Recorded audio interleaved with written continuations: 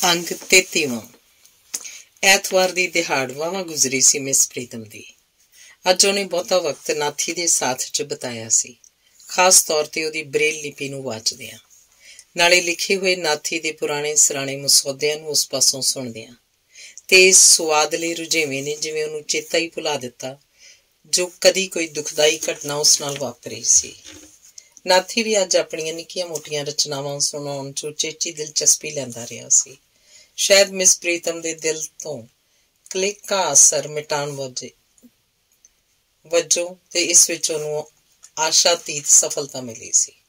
ਰਾਤ ਵੀ ਮਿਸ ਪ੍ਰੀਤਮ ਨੇ ਸੌਖੀ ਗੁਜ਼ਾਰੀ। ਇਹਦਾ ਸਬੂਤ ਇਹ ਸੀ ਕਿ ਆਪਣੇ ਨੇਮ ਅਨੁਸਾਰ ਅੱਜ ਵੀ ਨਾਥੀ ਨੇ ਦੱਬਵੇਂ ਪੈਰੀ ਰਾਤੀ ਉਹਦੇ ਅੱਗੇ ਪਿੱਛੇ ਕਈ ਚੱਕਰ ਕੱਟੇ, ਪਰ ਮਿਸ ਪ੍ਰੀਤਮ ਦੇ ਹੋਠਾਂ 'ਚੋਂ ਕਿਸੇ ਵੀ ਪ੍ਰਕਾਰ ਦੀ ਬੁੜਬੁੜਾਹਟ ਉਸ ਨਹੀਂ ਸੀ ਸੁਣੀ। ਦਿਨ ਚੜ੍ਹਿਆ। ਮਿਸ ਪ੍ਰੀਤਮ ਸਦਾ ਵਾਂਗ ਸਮੇਂ ਸਿਰ ਜਾਗੀ। ਨਿਯਮਬੱਧ ਉਹਨੇ ਸਭੋ ਕੁਝ ਕੀਤਾ। ਇਸ਼ਨਾਨ ਪਾਣੀ ਤੋਂ ਲੈ ਕੇ ਨਾਸ਼ਤੇ ਤੱਕ ਤੇ ਕੱਪੜੇ ਬਦਲਣ ਤੋਂ ਲੈ ਕੇ ਸਕੂਲ ਪਹੁੰਚਣ ਤੱਕ। ਸਦਾ ਵਾਂਗ ਅੱਜ ਵੀ ਉਹਨੇ ਸਕੂਲ ਜਾਣ ਤੋਂ ਪਹਿਲਾਂ ਅੱਧਾ ਘੰਟਾ ਆਪਣੇ ਕਾਪੀ ਨਾਲ ਇਸ ਬਾਰੇ ਮਗਜ਼ ਪੱਚੀ ਕੀਤੀ ਕਿ ਪਰਸੋਂ ਉਹਨੇ ਕੁੜੀਆਂ ਨੂੰ ਕੀ ਪੜ੍ਹਾਇਆ ਸੀ, ਅੱਜ ਕੀ ਪੜ੍ਹਾਵਾਂ। ਨਾਲ ਹੀ ਇਹ ਵੀ ਕਿ ਘਰ ਲਈ ਉਹਨੇ ਕੁੜੀਆਂ ਨੂੰ ਕਿਹੜਾ ਕੰਮ ਦਿੱਤਾ ਸੀ ਇਤਿਆਦ। ਭਾਵੇਂ ਉਹਦੇ ਦਿਲ ਉੱਤੇ ਪਰਸੋਂ ਦੀ ਘਟਨਾ ਦਾ ਅਸਰ ਕਾਫੀ ਮਿਟ ਚੁੱਕਾ ਸੀ, ਫਿਰ ਵੀ ਸਕੂਲ ਦੇ ਖਾਤੇ 'ਚ ਦਾਖਲ ਹੋਣ ਵੇਲੇ ਉਹਨੂੰ ਆਪਣੇ ਅੰਦਰ ਧੜਕਾ ਜਿਹਾ ਮਹਿਸੂਸ ਹੋਇਆ, ਜਿਵੇਂ ਅੰਦਰ ਦੇ ਮਿਲ ਚੁੱਕੇ ਜ਼ਖਮ 'ਚ ਫਿਰ ਕੁਝ ਰਿਸਣ ਲੱਗ ਪਿਆ ਹੋਵੇ, ਕੁਝ ਖਰਾਸ਼ ਜਿਹੀ ਵੀ, ਕੁਝ ਚਸਕ ਜਿਹੀ ਵੀ, ਪਰ ਐਸੀ ਨਹੀਂ ਕਿ ਜਿਹਦੀ ਪੀੜ ਨੇ ਉਹਨੂੰ ਵਿਚਲਿਤ ਕਰ ਦਿੱਤਾ ਹੋਵੇ। ਤੇ ਜੇ ਕੁਝ ਥੋੜਾ ਘਟਾਅ ਹੋਇਆ ਤਾਂ ਉਹਨੇ ਵੀ ਉਸ ਉੱਤੇ ਪੂਰੇ ਤੌਰ ਤੇ ਕਾਬੂ ਪਾ ਲਿਆ। ਪ੍ਰਾਰਥਨਾ ਜਦ ਖਤਮ ਹੋਈ ਤੇ ਫਿਰ ਹਾਜ਼ਰੀ ਲੱਗੀ ਤੇ ਉਹ ਤੋਂ ਬਾਅਦ ਪੜ੍ਹਾਈ ਦਾ ਕ੍ਰਮ ਸ਼ੁਰੂ ਹੋਇਆ। ਮਿਸ ਪ੍ਰੀਤਮ ਨੇ ਕੁਝ ਸ਼ਾਂਤ ਅਸ਼ਾਂਤ, ਕੁਝ ਅਮਨ, ਕੁਝ ਬਦਅਮਨੀ ਦੀ ਹਾਲਤ 'ਚ ਕਲਾਸ ਲੈਣੀ ਸ਼ੁਰੂ ਕੀਤੀ। ਪਰਸੋਂ ਜਿਹੜਾ ਉਸ ਬਾਰੇ ਇੱਕ ਨਵਾਂ ਚਰਚਾ ਆਰੰਭ ਹੋਇਆ ਸੀ, ਉਹ ਕਿਸ ਸੀਮਾ ਤੱਕ ਜਾ ਪੁੱਜਾ, ਇਹ ਜਾਣਨ ਲਈ ਚੋਹ ਰੱਖੀ ਹਰ ਛੋਟੇ ਵੱਡੇ ਚਿਹਰੇ ਉੱਤੇ ਉਹ ਦ੍ਰਿਸ਼ਟਪਾਤ ਕਰ ਰਹੀ ਸੀ। ਤੇ ਉਹਨੂੰ ਕੁਝ ਇੰਝ ਭਾਸ ਰਿਹਾ ਸੀ ਕਿ ਜਾਂ ਤਾਂ ਪਰਸੋਂ ਕੀ ਗੱਲ ਸਭਨਾਂ ਨੂੰ ਭੁਲਾ ਗਈ ਹੈ, ਜਾਂ ਫਿਰ ਇਹ ਸ਼ਾਂਤ ਵਾਤਾਵਰਨ ਕਿਸੇ ਉੱਠਣ ਵਾਲੇ ਤੂਫਾਨ ਦਾ ਪੇਸ਼ਖੈਮਾ ਹੈ। ਡਾਢੇ ਤੌਖਲੇ ਨਾਲ ਉਹ ਹਕੀਕਤ ਦੇ ਉਦਘਾਟਨ ਨੂੰ ਉਡੀਕਣ ਲੱਗੀ। ਸ਼ਾਇਦ ਇਹੋ ਵਜ੍ਹਾ ਸੀ ਕਿ ਅੱਜ ਕਲਾਸ ਦੇ ਕੰਮ 'ਚੋਂ ਪੂਰੇ ਤੌਰ ਤੇ ਰੁਚਿਤ ਨਹੀਂ ਸੀ ਹੋ ਰਹੀ, ਕੋਸ਼ਿਸ਼ ਕਰਨ ਦੇ ਬਾਵਜੂਦ ਵੀ ਨਹੀਂ। ਇਸੇ ਹਾਲਤ ਵਿੱਚ ਉਹ ਪੀਰੀਅਡ ਮੁਕਾਉਂਦੀ ਚਲੀ ਜਾ ਰਹੀ ਸੀ।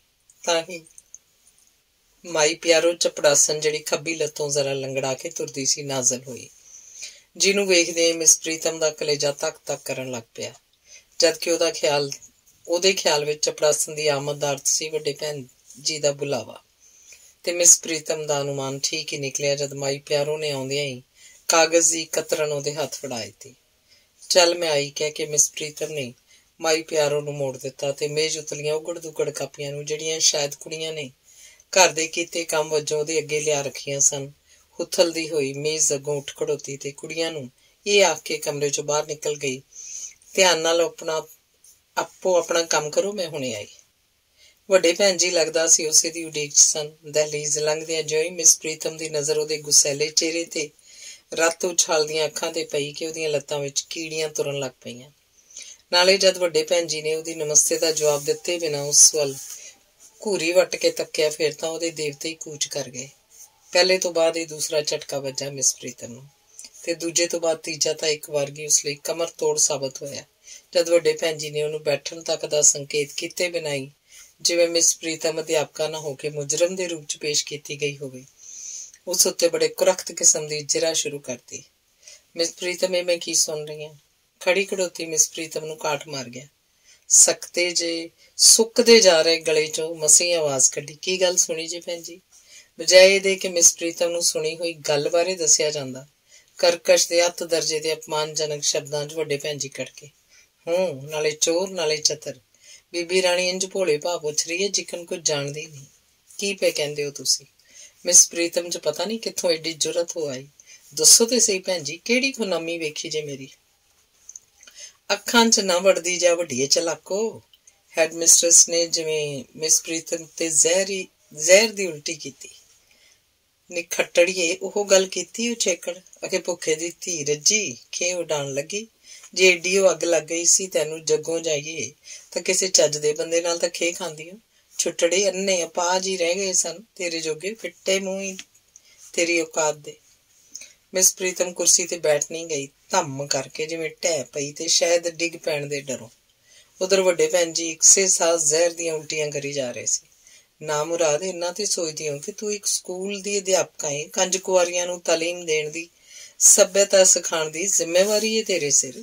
की तू चाहनी है जो तेरे वांग ही दुराचार ना बन के कुड़ियां मेरे स्कूल नूं कोठी खाना बना देण? कुर्सी ते बैठदियां अथवा ढहंदियां जिवें मिस प्रीतम दे अंदरों कोई होर मिस प्रीतम उभर आई। अणख ते वकार दी प्रतीक जी कोई। ज्यों ही मुख अध्यापका जिहड़ी उस वेले उच्ची उच्ची हौंक रही सी रुकी, मिस प्रीतम अंदरों ਉਹੀ ਦੂਸਰੀ ਮਿਸ ਪ੍ਰੀਤਮ ਕੜਕ ਉੱਠੀ। ਮਾਫ ਕਰਨਾ ਭੈਣ ਜੀ, ਤੁਸੀਂ ਮੇਰਾ ਨਿਰਾਦਰ ਕਰ ਰਹੇ ਹੋ। ਜਿਵੇਂ ਇੰਨੀ ਗੱਲ ਆ ਕੇ ਮਿਸ ਪ੍ਰੀਤਮ ਨੇ ਮੁੱਖ ਅਧਿਆਪਕਾ ਦੇ ਮੁੱਖ ਅਧਿਆਪਕਪਣੇ ਨੂੰ ਬਰਛੀ ਘੋਪਤੀ। ਕੀ ਕਿਹਾ ਈ? ਨਿਰਾਦਰ? ਬੱਲੇ ਨੀ ਵੱਡੀਏ ਖਾਨਦਾਨ ਨੇ, ਤੇਰਾ ਕਸੂਰ ਨਹੀਂ ਬੱਲੀਏ। ਜਿਹੋ ਜਿਹਾ ਬੂਟਾ ਹੋਵੇ ਫਲ ਵੀ ਉਹੋ ਜਿਹਾ ਹੀ ਲੱਗਦਾ ਹੈ। ਸੁਣ ਚੁੱਕੀਆਂ ਤੇਰੀ ਮਾਂ ਦੀਆਂ ਕਰਤੂਤਾਂ। ਕਸਮ ਦਾ ਸਿਵਾ ਵੀ ਠੰਡਾ ਨਹੀਂ ਸੀ ਹੋਇਆ ਕਿ ਉਦਲਣ ਦੀ ਕੀਤੀ ਉਸ। ਤੂੰ ਵੀ ਤਾਂ ਆਖਰ ਉਸੇ ਦੀ ਔਲਾਦ ਹੈ ਨਾ। आखे बाप पर बेटा, नस्ल पर घोड़ा। मिस प्रीतम की सहन शक्ति की निरी नहीं, सोच समझ भी ਉਹਦਾ साथ ਛੱਡੀ जा रही सी। खास करके हेडमिस्ट्रेस ਦੇ ਮੂੰਹ ਆਪਣੀ ਮਾਂ ਤੇ ਟੀਕਾ ਟਿੱਪਣੀ ਸੁਣ ਕੇ ਤੇ ਉਹ ਬੁਖਲਾਈ ਉੱਠੀ ਇੱਕਦਮ। ਭੈਣ ਜੀ, ਜੋ ਕੁਝ ਆਖ ਦਿੱਤਾ, ਜੇ ਇਦੂਗਾ ਮੇਰੀ ਮਾਂ ਦਾ ਨਾਂ ਜ਼ੁਬਾਨ ਤੇ ਨਾ ਲਿਆਉਣਾ, ਕਹਿ ਦਿੰਨੀ ਆ। ਹੈਡਮਿਸਟਰਸ ਮੂੰਹ ਚੜਾਉਂਦੀ ਦਿਹਾੜੀ। ਬੱਲੇ ਨੀ ਵੱਡੀ ਸਤਵੰਤੀ ਦੀ ਧੀਏ, ਕਿਆ ਰੀਸਾਂ ਨੇ ਤੇਰੀ ਮਾਂ ਦੀਆਂ, ਜਿਹੜੀ ਮੋਏ ਖਸਮ ਦੀ ਮੜੀ ਨੂੰ ਲੱਤ ਮਾਰ ਕੇ ਕੂੰਜੜੇ ਦੀ ਛੇਜੇ ਜਾ ਚੜੀ। ਸੱਚੇ ਹੀ ਇਹੋ ਜਿਹੀਆਂ ਬਦ ਚੱਲਣਾ। ਗੱਲ ਉਹਦੀ ਅਜੇ ਪੂਰੀ ਵੀ ਨਹੀਂ ਸੀ ਹੋਈ ਕਿ ਮਿਸ ਪ੍ਰੀਤਮ ਦੇ ਸਿਰ ਤੇ ਜਿਵੇਂ ਭੂਤ ਸਵਾਰ ਹੋ ਗਿਆ ਤੇ ਕਹਿੰਦੀ ਉੱਠ ਖੜੋਤੀ, ਬਸ ਵੀ ਕਰੋ ਭੈਣ ਜੀ, ਨਾ ਸੱਚ ਫਲਾਓ ਮੈਥੋਂ। ਮੇਰੀ ਮਾਂ ਨੇ ਤਾਂ ਰੰਡੀ ਹੋਣ ਤੋਂ ਬਾਅਦ ਦੂਜਾ ਖਸਮ ਕੀਤਾ ਸੀ, ਪਰ ਜ਼ਰਾ ਆਪਣੀ ਪੀੜੀ ਹੇਠ ਵੀ ਸੋਟਾ ਫੇਰੋ ਖਾਂ ਤੁਸੀਂ। ਜਿਉਂਦਾ ਖਸਮ ਛੱਡ ਕੇ ਮੇਰੇ ਮਾਮੇ ਦੀ ਛੇਜੇ ਨਹੀਂ ਸੋ। ਖਾਮੋਸ਼ ਬਦ ਜਾਤੇ। ਤੇ ਨਾਲ ਹੀ ਇੱਕ ਭਾਰੇ ਭਰਕਮ ਹੱਥ ਦਾ ਥੱਪੜ ਮਿਸ ਪ੍ਰੀਤਮ ਦੀ ਗੱਲ ਤੇ ਆ ਵੱਜਾ। ਫਿਰ ਇੱਕ ਹੋਰ, ਦੂਸਰੀ ਗੱਲ ਤੇ ਫਿਰ ਲਗਾਤਾਰ ਕਈ ਹੋਰ। ਇਸੇ ਤਰ੍ਹਾਂ ਖਾਮੋਸ਼ ਬਦਜ਼ਾਤ ਤੋਂ ਬਾਅਦ ਹੋਰ ਕਿੰਨਾ ਹੀ ਕੁਝ। ਦਫਾ ਹੋ ਜਾ ਇੱਥੋਂ, ਨਹੀਂ ਤਾਂ ਚੂੰਡਾ ਮੰਨ ਕੇ ਹੱਥ ਦਊਂਗੀ। ਬਦਕਾਰੇ, ਮੈਂ ਤਾਂ ਗੰਦਗੀ ਢਕੀ ਸੀ ਤੈਨੂੰ ਆਸਰਾ ਦੇ ਕੇ, ਪਰ ਕੁੱਤੇ ਨੂੰ ਖੀਰ ਕਾਹਨੂੰ ਬਚਦੀ ਏ? ਕੁਚਲੀ ਹੋਈ ਸਪਣੀ ਵਾਂਗ ਵੇਸ ਘੋਲਦੀ ਹੋਈ ਮਿਸ ਪ੍ਰੀਤਮ ਫੂੰਕਾਰਾ ਮਾਰਦੀ ਇਹ ਤੋਂ ਪਹਿਲਾਂ ਹੀ ਕਮਰਾ ਉਸਤਾਨੀਆਂ ਨਾਲ ਭਰ ਕੱਤਿਆ, ਜਿਹੜੀਆਂ ਸ਼ਾਇਦ ਬਾਹਰ ਖੜੀਆਂ ਇਸ ਸੁਆਦਲੇ ਨਾਟਕ ਦਾ ਨਜ਼ਾਰਾ ਲੈ ਰਹੀਆਂ ਸਨ।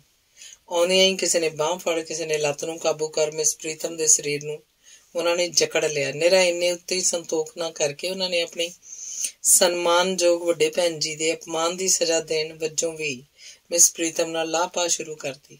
ਮੁੱਕੀਆਂ ਨਾਲ, ਠੁੱਡਿਆਂ ਨਾਲ, ਚਪੇੜਾਂ ਨਾਲ। ਇਹ ਤੋਂ ਛੁੱਟ ਜ਼ੁਬਾਨ ਦੀ ਉੱਲੀ ਲਾਉਣ ਦਾ ਵੀ ਤਾਂ ਉਹਨਾਂ ਲਈ ਇਹ ਨਾਯਾਬ ਮੌਕਾ ਸੀ। ਫਿਰ ਕਿਉਂ ਨਾ ਇਹ ਤੋਂ ਲਾਭ ਉਠਾਉਂਦੀਆਂ। ਉਧਰ ਛੁੱਟੀ ਦੀ ਘੰਟੀ ਵੱਜੀ, ਇੱਧਰ ਮਿਸ ਪ੍ਰੀਤਮ ਸਕੂਲ ਦੇ ਹਾਤੇ ਚੋਂ ਬਾਹਰ ਨਿਕਲੀ। ਸ਼ਰਾਬੀ ਵਾਂਗ ਉਹਦੀਆਂ ਲੱਤਾਂ ਲੜਖੜਾ ਰਹੀਆਂ ਸਨ। ਅੱਖਾਂ ਉਹਦੀਆਂ ਅੱਗੇ ਧੁੰਦ ਛਾਈ ਸੀ ਤੇ ਸਿਰ ਉਹਦੇ ਨੂੰ ਘੁਮਾਟੜੀਆਂ ਆਈ ਜਾਂਦੀਆਂ ਸਨ। ਅੱਧੀ ਹੋਸ਼ ਬੇਹੋਸ਼ੀ ਦੀ ਹਾਲਤ ਵਿੱਚ ਘਰ ਵੱਲ ਤੁਰੀ ਜਾ ਰਹੀ ਸੀ, ਮੂੰਹ ਸੁੱਜਿਆ ਹੋਇਆ ਜਿਸ ਵਿੱਚੋਂ ਜਿਵੇਂ ਰੱਤ ਫੁੱਟਦੀ ਆ ਰਹੀ ਸੀ। ਦੁਪੱਟਾ ਲੀਰੋ ਲੀਰ, ਕਮੀਜ਼ ਤੇ ਕਈਆਂ ਥਾਵਾਂ ਦੇ ਪਰਚੇ ਉੱਡੇ ਹੋਏ। ਆਪਣੀ ਮੁੱਕਦੀ ਜਾ ਰਹੀ ਚੇਤਨਾ ਨੂੰ ਜ਼ੋਰ ਜ਼ਬਰ ਨਾਲ ਉਹ ਟੋਲਦੀ ਹੋਈ ਇਸ ਯਤਨ 'ਚ ਸੀ ਕਿ ਮਤਾ ਰਸਤਾ ਭੁੱਲ ਕੇ ਕਿਸੇ ਹੋਰ ਪਾਸੇ ਜਾ ਨਿਕਲੇ। ਤੁਰੇ ਜਾਂਦਿਆਂ ਚਾਨਚੱਕ ਉਹਦੇ ਕਦਮ ਰੁਕ ਗਏ ਤੇ ਖੜੀ ਖੜੋਤੀ ਸੋਚਣ ਲੱਗੀ, ਘਰ ਜਾ ਕੇ ਕੀ ਕਰਾਂਗੇ? ਕਿੰਨੀ ਢੀਠ ਹਾਂ ਮੈਂ, ਕਿੱਡੀ ਬੇਗੈਰਤ, ਜਿਹੜੀ ਇਸ ਹਾਲ ਨੂੰ ਪਹੁੰਚ ਕੇ ਵੀ ਜਾਨ ਦਾ ਮੂੰਹ ਨਹੀਂ ਛੱਡਦੀ। ਇਹ ਜੋ ਕੁਝ ਅੱਜ ਮੇਰੇ ਨਾਲ ਵਾਪਰੀ ਹੈ, ਤੂੰ ਅੱਗੇ ਵੀ ਬੰਦੇ ਦੇ ਜੀਣ ਦਾ ਕੋਈ ਹੱਜ ਹੈ? ਮੌਤ ਕੀ ਇਦੋਂ ਵੀ ਵੱਧ ਡਰਾਉਣੀ ਹੁੰਦੀ ਹੋਏਗੀ? ਖੜੀ ਖੜੀ ਉਹ ਝੱਟ ਕੋ ਏਦਾਂ ਦੀਆਂ ਗੱਲਾਂ ਸੋਚਦੀ ਰਹੀ। ਫਿਰ ਕਿਸੇ ਅਮੋੜ ਸ਼ਕਤੀ ਨੇ ਉਹਦੇ ਕਦਮ ਪਿਛਾਂਹ ਵੱਲ ਮੋੜ ਦਿੱਤੇ। ਉਹ ਜਿਸ ਰਸਤਿਓਂ ਆ ਰਹੀ ਸੀ ਉੱਧਰ ਹੀ ਉਹ ਕੁਝ ਦੁਰਾਡੇ ਕਰਕੇ ਇੱਕ ਖੂਹ ਸੀ, ਨਾਲ ਉਧਰੋਂ ਹੀ ਰੇਲਵੇ ਸਟੇਸ਼ਨ ਵੱਲ ਮੁੜਦਾ ਸੀ। ਇਹ ਤੋਂ ਛੁੱਟ ਬਾਜ਼ਾਰ ਨੂੰ ਵੀ ਉਹ ਪਿੱਛੇ ਛੱਡ ਆਈ ਸੀ, ਜਿਸ ਵਿੱਚੋਂ ਲੰਘਦਿਆਂ ਕਈ ਵੇਰਾਂ ਉਹਦੀ ਨਜ਼ਰ ਇੱਕ ਦੁਕਾਨ ਮੁਰਲੀ ਸਾਈਨ ਬੋਰਡ ਠੇਕਾ ਅਫੀਮ ਪੋਸਟ ਉੱਤੇ ਪੈ ਚੁੱਕੀ ਸੀ। ਉਵੇਂ ਹੀ ਸੰਭਲ ਕੇ ਤੁਰੀ ਜਾ ਰਹੀ ਸੀ। ਉੱਪਰੋਂ ਥਲੀ ਖਿਆਲਾਂ ਦਾ ਤ੍ਰਿਗੜਾ ਜਿਹਾ ਉਹਦੇ ਦਿਮਾਗ 'ਚ ਘੁੰਮੀ ਜਾ ਰਿਹਾ ਸੀ। ਖੂਹ, ਰੇਲ ਦੀ ਪਟੜੀ, ਅਫੀਮ ਦਾ ਠੇਕਾ ਤੇ ਨਾਲੋਂ ਇਸ ਗੱਲ ਦੀ ਵੀ ਜਾਂਚ ਪੜਤਾਲ ਕਰੀ ਜਾ ਰਹੀ ਸੀ ਕਿ ਮੌਤ ਨਾਲ ਗਲ ਮਿਲਣੀ ਕਰਨ ਲਈ ਇਹਨਾਂ ਤਿੰਨਾਂ 'ਚੋਂ ਕਿਹੜਾ ਸਾਧਨ ਉਸ ਲਈ ਘੱਟ ਕਸ਼ਟਦਾਰੀ ਹੋ ਸਕਦਾ ਹੈ। ਸ਼ਾਇਦ ਪਹਿਲਾ, ਸ਼ਾਇਦ ਦੂਜਾ, ਸ਼ਾਇਦ ਤੀਸਰਾ। ਮਸੇ 100 ਕੁ ਕਦਮੋਂ ਤੁਰੀ ਹੋਏਗੀ ਕਿ ਇੱਕ ਵਾਰੀ ਮੁੜ ਉਹਦੇ ਕਦਮਾਂ ਨੂੰ ਕਿਸੇ ਨੇ ਬੰਨ ਖਿਲਾਰਿਆ ਤੇ ਪਹਿਲਾਂ ਨਾਲੋਂ ਵੀ ਵੱਧ ਸਖਤੀ ਨਾਲ। ਪਰ ਉਸ ਅਪਾਹਜ ਦਾ ਕੀ ਬਣੇਗਾ ਜਿਹੜਾ ਰਤਾ ਕੋ ਮੇਰੇ ਦੇਰ ਕਰਕੇ ਮੁੜਨ ਨਾਲ ਹੀ ਮਰਨ ਹਾਕਾ ਹੋ ਉੱਠਦਾ ਹੈ? ਵਿਚਾਰਾ ਬਦਨਸੀਬ ਕਿ ਮੈਂ ਉਸ ਲਈ ਉਦਣ ਉਹਨੂੰ ਬਾਹਰੋਂ ਘਸੀਟ ਕੇ ਘਰ ਲਿਆਂਦਾ ਸੀ। ਜੋ ਇੱਕ ਝੁੰਝਣੀ ਜੀ ਆਈ ਮਿਸ ਪ੍ਰੀਤਮ ਨੂੰ, ਤੇ ਸ਼ਾਇਦ ਇਸੇ ਝੁੰਝਣੀ ਨੇ ਉਹਦੇ ਕਦਮਾਂ ਦਾ ਰੁਖ ਫਿਰ ਉਧਰ ਹੀ ਮੋੜ ਦਿੱਤਾ ਜਿੱਧਰੋਂ ਮੁੜੀ ਆ ਰਹੀ ਸੀ, ਘਰ ਵੱਲ। ਮਿਸ ਪ੍ਰੀਤਮ ਦੀਆਂ ਲੱਤਾਂ ਧੱਕੇ ਦੇ ਕੇ ਉਹਦੇ ਸਰੀਰ ਨੂੰ ਘਰ ਵੱਲ ਧੱਸੀ ਲਿਜਾ ਰਹੀਆਂ ਸਨ। ਉਹਦੇ ਮਿੱਟੀ ਹੋ ਚੁੱਕੇ ਸਰੀਰ 'ਚ ਤੁਰਨ ਦੀ ਆਂਗਸ ਪੈਦਾ ਹੋਈ ਜਾ ਰਹੀ ਸੀ। ਉਹਦੇ ਲੜਖੜਾਉਂਦੇ ਕਦਮਾਂ ਵਿੱਚ, ਉਹਦੀ ਤੋਰ ਵਿੱਚ ਪੈਰੋਂ ਪੈਰ ਤੇਜ਼ੀ ਆ ਰਹੀ ਸੀ। ਜਲਦੀ ਤੋਂ ਜਲਦੀ ਘਰ ਪਹੁੰਚਣ ਦੀ ਇੱਛਾ ਉਹਦੀ ਬਿਖਰੀ ਤਿਖਰੀ ਹੋਸ਼ ਦਾ ਜਿਵੇਂ ਪੁਨਰ ਗਠਨ ਕਰ ਰਹੀ ਸੀ। ਤੇ ਫਿਰ ਉਹਨੇ ਆਪਣੇ ਆਪ ਨੂੰ ਘਰ ਅੱਗੇ ਵੇਖਿਆ, ਘਰ ਦੇ ਬੰਦ ਬੂਹੇ ਨੂੰ ਠਕੋਰਦਿਆਂ, ਜਿਵੇਂ ਉਹ ਨਹੀਂ ਕੋਈ ਹੋਰ ਇਹ ਸਭ ਕੁਝ ਕਰਵਾ ਰਿਹਾ ਸੀ ਉਸ ਤੋਂ। ਅੰਗ 34ਵਾਂ। ਨਾਥ ਪਾਸ ਭਾਵੇਂ ਘੜੀ ਨਹੀਂ ਸੀ, ਪਰ ਮਿਸ ਪ੍ਰੀਤਮ ਦੀ ਉਡੀਕ ਇੱਕ ਤਰ੍ਹਾਂ ਉਸ ਲਈ ਘੜੀ ਦਾ ਹੀ ਕੰਮ ਕਰਦੀ ਸੀ। ਨਿਰਾ ਘੜੀ ਦਾ ਨਹੀਂ, ਕਿਸੇ ਹੱਦ ਤੱਕ ਦੂਰਬੀਨ ਦਾ ਵੀ। ਹੁਣ ਸਕੂਲ 'ਚ ਛੁੱਟੀ ਦੀ ਘੰਟੀ ਵੱਜ ਰਹੀ ਹੈ। ਹੁਣ ਬੀਬੀ ਜੀ ਆਪਣੀ ਕਾਪੀ ਸੰਭਾਲੀ ਸਕੂਲ ਦੇ ਹਾਤੇ 'ਚੋਂ ਨਿਕਲ ਰਹੇ ਨੇ। ਹੁਣ ਬੀਬੀ ਜੀ ਕਾਲੇ ਕਾਲੇ ਕਦਮੀ ਘਰ ਵੱਲ ਤੁਰੇ ਆ ਰਹੇ ਨੇ। ਹੁਣ ਬੀਬੀ ਜੀ ਘਰ ਦੇ ਨੇੜੇ ਆ ਪਹੁੰਚੇ ਨੇ। ਸਾਮਰ ਤੱਕ ਉਹਨੂੰ ਦਿਖਾਈ ਦਿੰਦਾ, ਜਿਵੇਂ ਕਿਸੇ ਅੱਖਾਂ ਵਾਲੇ ਨੂੰ। ਇੱਧਰ ਕਈ ਦਿਨਾਂ ਤੋਂ ਨਾਥੀ ਨੂੰ ਆਪਣੇ ਬਰੇਲ ਦੇ ਰੁਝੇਵੇਂ 'ਚ ਕਾਫੀ ਸਾਰਾ ਵਕਤ ਕੱਢ ਕੇ ਕੁਝ ਹੋਰ ਪਾਸੇ ਧਿਆਨ ਦੇਣਾ ਸ਼ੁਰੂ ਕਰ ਰੱਖਿਆ ਸੀ। ਮਿਸ ਪ੍ਰੀਤਮ ਨੂੰ ਭਾਵੇਂ ਉਹਦਾ ਇਹ ਰੁਝਾਨ ਪਸੰਦ ਨਹੀਂ ਸੀ ਤੇ ਇਸ ਬਾਰੇ ਉਹਨੂੰ ਟੋਕਾ ਟਾਕੀ ਵੀ ਕਰਦੀ ਰਹਿੰਦੀ ਸੀ। ਪਰ ਨਾਥੀ ਕੀ ਆਖ ਤੇ ਆਪਣੀ ਆਈ ਤੋਂ ਟਲਣਾ ਕੀ ਆਖ। ਮਿਸ ਪ੍ਰੀਤਮ ਦੀ ਗੈਰ ਮੌਜੂਦਗੀ 'ਚ ਉਹ ਘਰ ਦੇ ਕਿੰਨੇ ਹੀ ਨਿੱਕੇ ਮੋਟੇ ਕੰਮ ਮੁਕਾ ਲੈਂਦਾ। ਬਾਹਰੀ ਬੌਕਰ ਤੋਂ ਲੈ ਕੇ ਭਾਂਡੇ ਮਾਂਜਣ ਤੱਕ ਤੇ ਪਾਣੀ ਭਰਨ ਤੋਂ ਲੈ ਕੇ ਮੰਜੇ ਡਾਉਣ ਤੱਕ। ਉਹ ਤੋਂ ਛੁੱਟ ਕੱਪੜੇ ਧੋਣੇ ਸੁੱਕਣੇ ਪਾਉਣਾ ਵੀ ਉਸ 'ਚ ਸ਼ਾਮਲ ਸੀ। ਅਲਬੱਤਾ ਬਾਜ਼ਾਰੋਂ ਸੌਦਾ ਸਲਫ ਲਿਆਉਣ ਦੇ ਕੰਮ ਤੋਂ ਮਿਸ ਪ੍ਰੀਤਮ ਨੇ ਉਹਨੂੰ ਸਖਤੀ ਨਾਲ ਵਰਜ ਦਿੱਤਾ ਸੀ। ਤੇ ਇਹ ਆਖ ਕੇ ਕਿ ਛੁੱਟੀ ਹੋਣ ਤੋਂ ਬਾਅਦ ਜਦ ਉਹਨੂੰ ਬਾਜ਼ਾਰ ਵਿੱਚੋਂ ਲੰਘ ਕੇ ਘਰ ਆਉਣਾ ਪੈਂਦਾ ਤਾਂ ਨਾਥੀ ਕਿਉਂ ਮੁਫਤ ਵਿੱਚ ਅੱਡੀ ਖੋੜੇ ਖਾਂਦਾ ਫਿਰੇ। ਤੇ ਨਾਥੀ ਨੂੰ ਮਜਬੂਰ ਹੋ ਕੇ ਮਿਸ ਪ੍ਰੀਤਮ ਦੇ ਇਸ ਆਦੇਸ਼ ਦਾ ਪਾਲਣ ਕਰਨਾ ਹੀ ਪਿਆ। ਪਰ ਇਸ ਆਦੇਸ਼ ਤੋਂ ਉਲਟਾ ਨਾਥੀ ਕੰਮੋਂ ਕਾਰੋਂ ਵਿਹਲਾ ਹੋ ਕੇ ਬਾਜ਼ਾਰ ਦਾ ਗੇੜਾ ਵੀ ਲਾ ਆਇਆ ਸੀ। ਸ਼ਾਇਦ ਇਸ ਖਿਆਲੋਂ ਕਿ ਸਵੇਰੇ ਸਕੂਲ ਜਾਂਦੀ ਹੋਈ ਮਿਸ ਪ੍ਰੀਤਮ ਥੈਲਾ ਨਹੀਂ ਲੈ ਕੇ ਗਈ ਸੀ, ਅਥਵਾ ਲੈ ਜਾਣਾ ਭੁੱਲ ਗਈ ਸੀ। ਉਹ ਇਸ ਗੱਲੋਂ ਅਣਜਾਣ ਨਹੀਂ ਸੀ ਕਿ ਇਹੋ ਜਿਹੀ ਭੁੱਲ ਚੁੱਕ ਮਿਸ ਪ੍ਰੀਤਮ ਪਾਸੋਂ ਉਦੋਂ ਹੀ ਹੋਇਆ ਕਰਦੀ ਹੈ ਜਦੋਂ ਇਹਦੇ ਮਨ ਦੀ ਹਾਲਤ ਚੰਗੀ ਨਾ ਹੋਵੇ। ਤੇ ਨਾਥੀ ਨੂੰ ਪਤਾ ਸੀ ਪਰਸੋਂ ਤੋਂ ਉਹਦੀ ਬੀਬੀ ਕਾਫੀ ਡਾਵਾਂਡੋਲ ਹੈ। ਭਾਵੇਂ ਕਿ ਪਰਸੋਂ ਵਾਲੀ ਸਕੂਲ ਵਿੱਚ ਹੋਈ ਉਸ ਘਟਨਾ ਦਾ ਅਸਰ ਮਿਟਾਉਣ ਲਈ ਉਹਨੇ ਆਪਣੇ ਵੱਲੋਂ ਕੋਈ ਕਸਰ ਬਾਕੀ ਨਹੀਂ ਸੀ ਰੱਖੀ।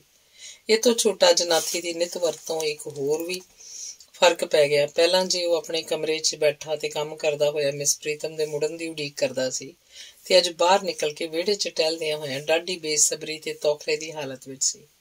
ਜਿਉਂ ਹੀ ਉਹਨੂੰ ਬੂਹਾ ਠਕੋਰਨ ਦੀ ਆਵਾਜ਼ ਸੁਣਾਈ ਦਿੱਤੀ, ਉਹ ਬਿਨਾਂ ਡੰਗੋਰੀ ਟੋਲਿਆਂ ਇੰਜ ਬੂਹੇ ਵੱਲ ਨੱਸਿਆ ਜਿਵੇਂ ਕੋਈ ਅੱਖਾਂ ਵਾਲਾ।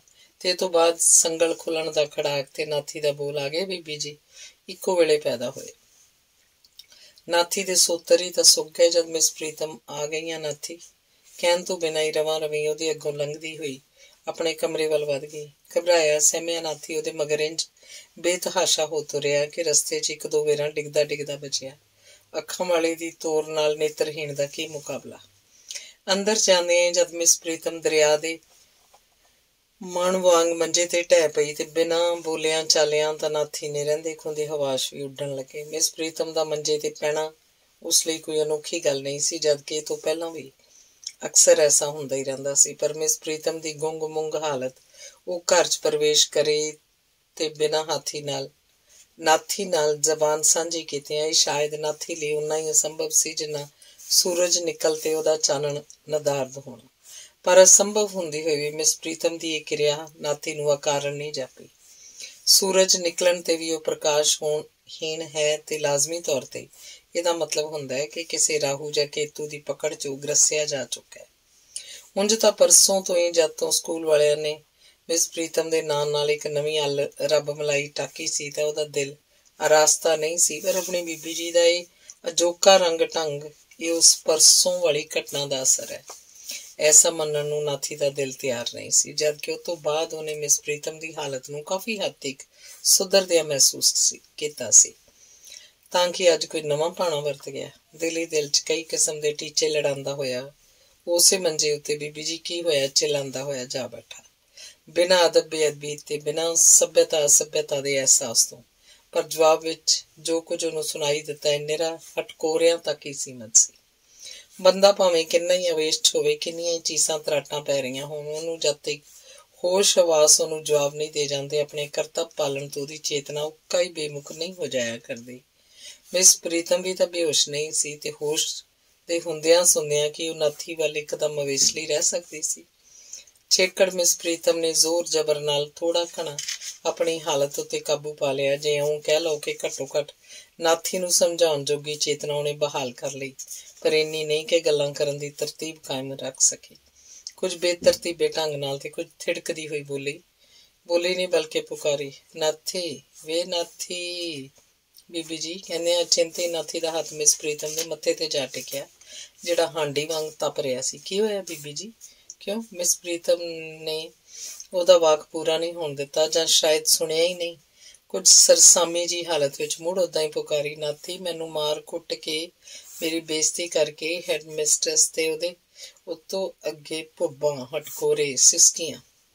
ਨਾਥੀ ਦਾ ਸਾਹ ਸੱਤ ਮੁੱਕੀ ਜਾ ਰਿਹਾ ਸੀ। ਸੰਭਵ ਸੀ ਉਹ ਨਿਢਾਲ ਹੋ ਕੇ ਮਿਸ ਪ੍ਰੀਤਮ ਦੇ ਸਰੀਰ ਤੇ ਹੀ ਢਹਿ ਪੈਂਦਾ, ਜਿਸ ਵੇਲੇ ਹੁਕਮੀ ਲਹਿਜੇ ਵਿੱਚ ਉਹਨੂੰ ਮਿਸ ਪ੍ਰੀਤਮ ਦੇ ਸ਼ਬਦ ਨਾ ਸੁਣਾਈ ਦੇ ਜਾਂਦੇ, ਨਾਥੀ ਅੱਜ ਮੈਂ ਨਹੀਂ ਆਪਣਾ ਆਪ ਤੈਥੋਂ ਲੁਕਾ ਸਕਦੀ। ਇਹ ਜਾਣਦਿਆਂ ਹੋਇਆਂ ਵੀ ਜੋ ਤੇਰਾ ਕੀ ਹਾਲ ਹੋਏਗਾ। ਤੈਨੂੰ ਰੱਬ ਦਾ ਵਾਸਤਾ ਹੀ ਨਾਥੀ, ਆਪਣੇ ਦਿਲ ਨੂੰ ਖਲਿਆਰ ਜੇ ਮੈਨੂੰ ਜਿਉਂਦੀ ਵੇਖਣਾ ਈ। ਤੇ ਉਵੇਂ ਹੀ ਲੇਟਿਆ ਲੇਟਿਆ ਮਿਸ ਪ੍ਰੀਤਮ ਨੇ ਨਾਥੀ ਦਾ ਹੱਥ ਫੜ ਕੇ ਆਪਣੀ ਸੁੱਜੀ ਹੋਈ ਗੱਲ ਤੇ ਰੱਖ ਲਿਆ। ਇਸ ਵੇਲੇ ਨਾਥੀ ਦਾ ਬਰੇਲ ਕਲਾ ਉਹਨੂੰ ਆੜੇ ਆਈ। ਜਿਉਂ ਹੀ ਉਹਦੀਆਂ ਉਂਗਲਾਂ ਨੇ ਗੱਲ ਦਾ ਸਪਰਸ਼ ਕੀਤਾ, ਮੋਟੀਆਂ ਮੋਟੀਆਂ ਉਭਰੀਆਂ ਚਾਰ ਲਕੀਰਾਂ ਉਹਨੂੰ ਰੜਕੀਆਂ। ਮੇਰਿਆ ਰੱਬਾ! ਨਾਥੀ ਚਿਚਲਾ ਉੱਠਿਆ। ਥੱਪੜ? ਉਹਦਾ ਜੀ ਕੀਤਾ ਹੋਰ ਕੁਝ ਕਹਿਣ ਦੇ ਥਾਂ ਉਹ ਭੁੱਬਾਂ ਮਾਰ ਕੇ ਰੋ ਪਵੇ, ਮੱਥਾ ਪਿੱਟ ਲਵੇ, ਢਿੱਡ 'ਚ ਮੁੱਕੀਆਂ ਮਾਰਨ ਲੱਗ ਪਵੇ। ਪਰ ਮਿਸ ਪ੍ਰੀਤਮ ਵੱਲੋਂ ਹੁਣੇ ਜਿਹੜੀ ਖਤਰੇ ਦੀ ਘੰਟੀ ਉਹ ਸੁਣ ਚੁੱਕਾ ਸੀ, ਸ਼ਾਇਦ ਉਸੇ ਦਾ ਅਸਰ ਸੀ ਕਿ ਉਹਦਾ ਆਪਣੇ ਆਪ ਉੱਤੇ ਕਾਬੂ ਢਿੱਲਾ ਨਹੀਂ ਹੋਇਆ। ਇਸ ਹਾਲਤ ਵਿੱਚ ਨਾਥੀ ਲਈ ਪੁੱਛ-ਗਿੱਛ ਕਰਨ ਦੀ ਉੱਕਾ ਕੋਈ ਗੁੰਜਾਇਸ਼ ਨਹੀਂ ਸੀ ਰਹਿ ਗਈ, ਜਦਕਿ ਖੁੱਲੀ ਹੋਈ ਕਿਤਾਬ ਵਾਂਗ ਸਾਰਾ ਮਾਮਲਾ ਉਹਦੀਆਂ ਕਲਪਿਤ ਅੱਖਾਂ ਸਾਹਮਣੇ ਸੀ। ਪਰ ਉਧਰ ਮਿਸ ਪ੍ਰੀਤਮ ਦੀ ਹਾਲਤ ਕੁਝ ਅੱਡਰੀ ਸੀ। ਉਹਦੇ ਅੰਦਰ ਖੌਲ ਰਿਹਾ ਲਾਵਾ ਐਸਾ ਨਹੀਂ ਸੀ ਜਿਹੜਾ ਬਿਨਾਂ ਕਿਸੇ ਮਹਿਰਮ ਅੱਗੇ ਪਲਟਣ ਤੋਂ ਸ਼ਾਂਤ ਹੋ ਜਾਂਦਾ। ਸ਼ਾਇਦ ਇਹੋ ਵਜ੍ਹਾ ਸੀ ਕਿ ਬਿਨਾਂ ਨਾਥੀ ਦੇ ਪੁੱਛਣ ਤੋਂ ਹੀ ਉਹਨੇ ਅਜੋਕੀ ਘਟਨਾ ਦੀ ਵਿਆਖਿਆ ਸ਼ੁਰੂ ਕਰਤੀ। ਨਾਥੀ ਦਾ ਹੱਥ ਬਰਾਬਰ ਉਹਦੀ ਗੱਲ ਤੇ ਟਿਕਿਆ ਸੀ। ਉਸ ਹੱਥ ਨੂੰ ਆਪਣੇ ਦੋਹਾਂ ਹੱਥਾਂ ਹੇਠ ਦਬਾਈ ਮਿਸ ਪ੍ਰੀਤਮ ਸੁਣਾਈ ਜਾ ਰਹੀ ਸੀ ਤੇ ਹਟਕੋਰੇ ਭਰੀ ਜਾ ਰਹੀ ਸੀ। ਜਿਉਂ-ਜਿਉਂ ਸੁਣਾਉਂਦੀ ਗਈ ਤਿਵੇਂ ਉਹਦੇ ਹਟਕੋਰੇ ਉੱਚੇ ਤੋਂ ਉੱਚੇ ਹੋਈ ਗਏ ਤੇ ਉਹਦੇ ਹੱਥਾਂ ਦਾ ਦਬਾਅ ਵੱਧਦਾ ਗਿਆ। ਸ਼ਾਇਦ ਅਵੇਸ਼ 'ਚ ਮਿਸ ਪ੍ਰੀਤਮ ਦਾ ਧਿਆਨ ਨਹੀਂ ਸੀ ਰਹਿ ਗਿਆ ਕਿ ਉਹਦੀ ਵਿਆਖਿਆ ਦੀ ਤੇ ਉਹਦੇ ਹਟਕੋਰਿਆਂ ਦੀ ਨਾਥੀ ਉੱਤੇ ਕੀ ਪ੍ਰਤੀਕਿਰਿਆ ਹੋ ਰਹੀ ਹੈ। ਨਾਥੀ ਨੇ ਭਾਵੇਂ ਪੂਰੀ ਚੌਕਸੀ ਨਾਲ ਮਿਸ ਪ੍ਰੀਤਮ ਦੇ ਆਦੇਸ਼ ਦਾ ਪਾਲਣ ਕਰਨਾ ਚਾਹਿਆ, ਕਿਸੇ ਵੀ ਪੱਖੋਂ ਕੋਈ ਐਸੀ ਕਿਰਿਆ ਨਾ ਕਰਨ ਅਥਵਾ ਕੋਈ ਐਸੀ ਗੱਲ ਮੂੰਹੋਂ ਨਾ ਕੱਢਣ ਦੀ ਉਸ ਪ੍ਰਤਿੱਗਿਆ ਕਰ ਲਈ ਜਿਸ ਨਾਲ ਮਿਸ ਪ੍ਰੀਤਮ ਦੀ ਤਕਲੀਫ 'ਚ ਵਾਧਾ ਹੁੰਦਾ ਹੋਵੇ। ਪਰ ਜੋ ਕੁਝ ਇਸ ਵੇਲੇ ਉਹਦੇ ਆਪਣੇ ਅੰਦਰ ਹੋ ਰਿਹਾ ਸੀ, ਸਰਵਨਾਸ਼ੀ ਭੁਚਾਲ ਦੇ ਜਿਹੜੇ ਝਟਕੇ ਇਸ ਵੇਲੇ ਉਹਨੂੰ ਅੰਦੋਲਤ ਕਰ ਰਹੇ ਸਨ, ਉਹਨਾਂ ਤੋਂ ਆਪਣੇ ਆਪ ਨੂੰ ਸੁਰੱਖਿਅਤ ਰੱਖਣਾ ਕੀ ਉਹਦੇ ਵਾਸਤਾ ਰੋਗ ਸੀ। ਅੰਗ 35ਵਾਂ। ਦਿਲ ਦੀ ਚੋਟ ਦਾ ਅਸਰ ਸਰੀਰ ਤੇ ਹੁੰਦਾ, ਪਰ ਜਿਸ ਆਦਮੀ ਦਾ ਦਿਲ ਤੇ ਸਰੀਰ ਦੋਵੇਂ ਚੋਟਾਂ ਨਾਲ ਚਿਥਾੜੇ ਪਏ ਹੋਣ ਉਹਦਾ ਕੀ ਹਾਲ ਹੁੰਦਾ ਹੋਏਗਾ। ਇਸ ਸਵਾਲ ਦਾ ਜਵਾਬ ਕੋਈ ਅੱਜ ਮਿਸ ਪ੍ਰੀਤਮ ਤੋਂ ਪੁੱਛੇ, ਜਿਹੜੀ ਥੱਪੜਾਂ ਨਾਲ ਸਰੀਰ ਤੇ ਦੁਰਬਚਨਾਂ ਨਾਲ ਦਿਲ ਜ਼ਖਮੀ ਕਰਵਾ ਕੇ ਆਈ ਸੀ। ਅਜਿਹੀ ਹਾਲਤ ਵਿੱਚ ਕਿਸੇ ਕੁੜੀ ਦਾ ਸਹੀ ਸਲਾਮਤ ਘਰ ਤੀਕ ਪਹੁੰਚ ਜਾਣਾ ਹੀ ਕੁਝ ਘੱਟ ਹੌਸਲੇ ਵਾਲਾ ਕੰਮ ਨਹੀਂ ਸੀ। ਪਰ ਇਹ ਤੋਂ ਬਾਅਦ ਜੋ ਕੁਝ ਹੋਇਆ ਇਹ ਸ਼ਾਇਦ ਨਾ ਹੀ ਵਾਪਰਦਾ ਜੇ ਮਿਸ ਪ੍ਰੀਤਮ ਨੂੰ ਬੁਖਾਰ ਆਤਰ ਨਾ ਕਰ ਦਿੰਦਾ, ਅਥਵਾ ਨਾਥੀ ਦਾ ਉਸ ਪ੍ਰਤੀ ਡੂੰਘਾ ਸਨੇਹ ਉਹਨੂੰ ਬੇਬਲ ਨਾ ਕਰ ਦਿੰਦਾ। ਨਤੀਜੇ ਦੇ ਤੌਰ ਤੇ ਇਸ ਗੱਲ ਦੇ ਅਹਿਸਾਸ ਤੋਂ ਅਵੇਸਲੀ ਹੋ ਗਈ ਕਿ ਜੋ ਕੁਝ ਉਹ ਇਕਸੇ ਰਾਹ ਸੁਣਾਉਂਦੀ ਚਲੀ ਜਾ ਰਹੀ ਹੈ, ਇਹਨੂੰ ਸੁਣ ਕੇ ਵਿਚਾਰੇ ਅਪਾਹਜ ਤੇ ਅੱਤ ਦਰਜੇ ਦੇ ਭਾਵੁਕ ਨਾਥੀ ਤੇ ਕੀ ਬੀਤੇਗੀ। ਬੁਖਾਰ ਵੱਧਦਾ ਜਦ ਡਾਕਟਰ ਹਕੀਮ ਦੀ ਲੋੜ ਦੇ ਟੀਚੇ ਤੱਕ ਜਾ ਪਹੁੰਚਿਆ ਤਾਂ ਨਾਥੀ ਦਾ ਮੱਥਾ ਠਣਕਿਆ।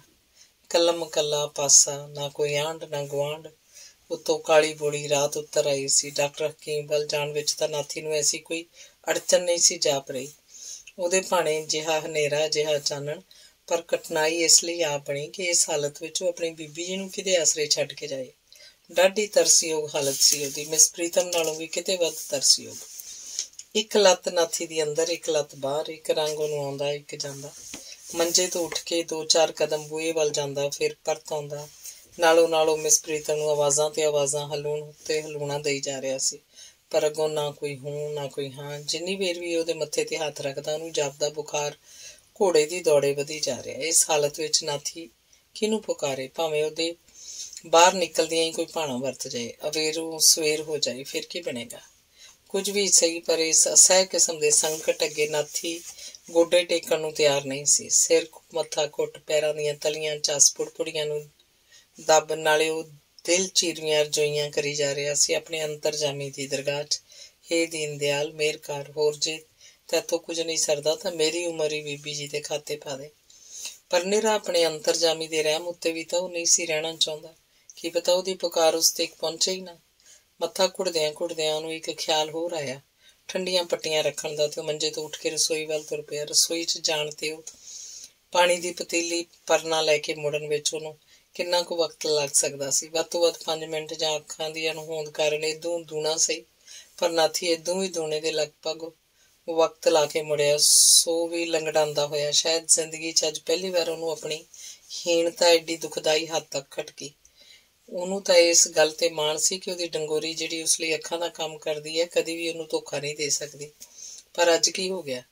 ਉਹਦੀ चिर साथण नूं कि रसोई तक जाण ते उथों मुड़न तक उपर थली 2 वारी ठेडे खा के डिग चुका सी।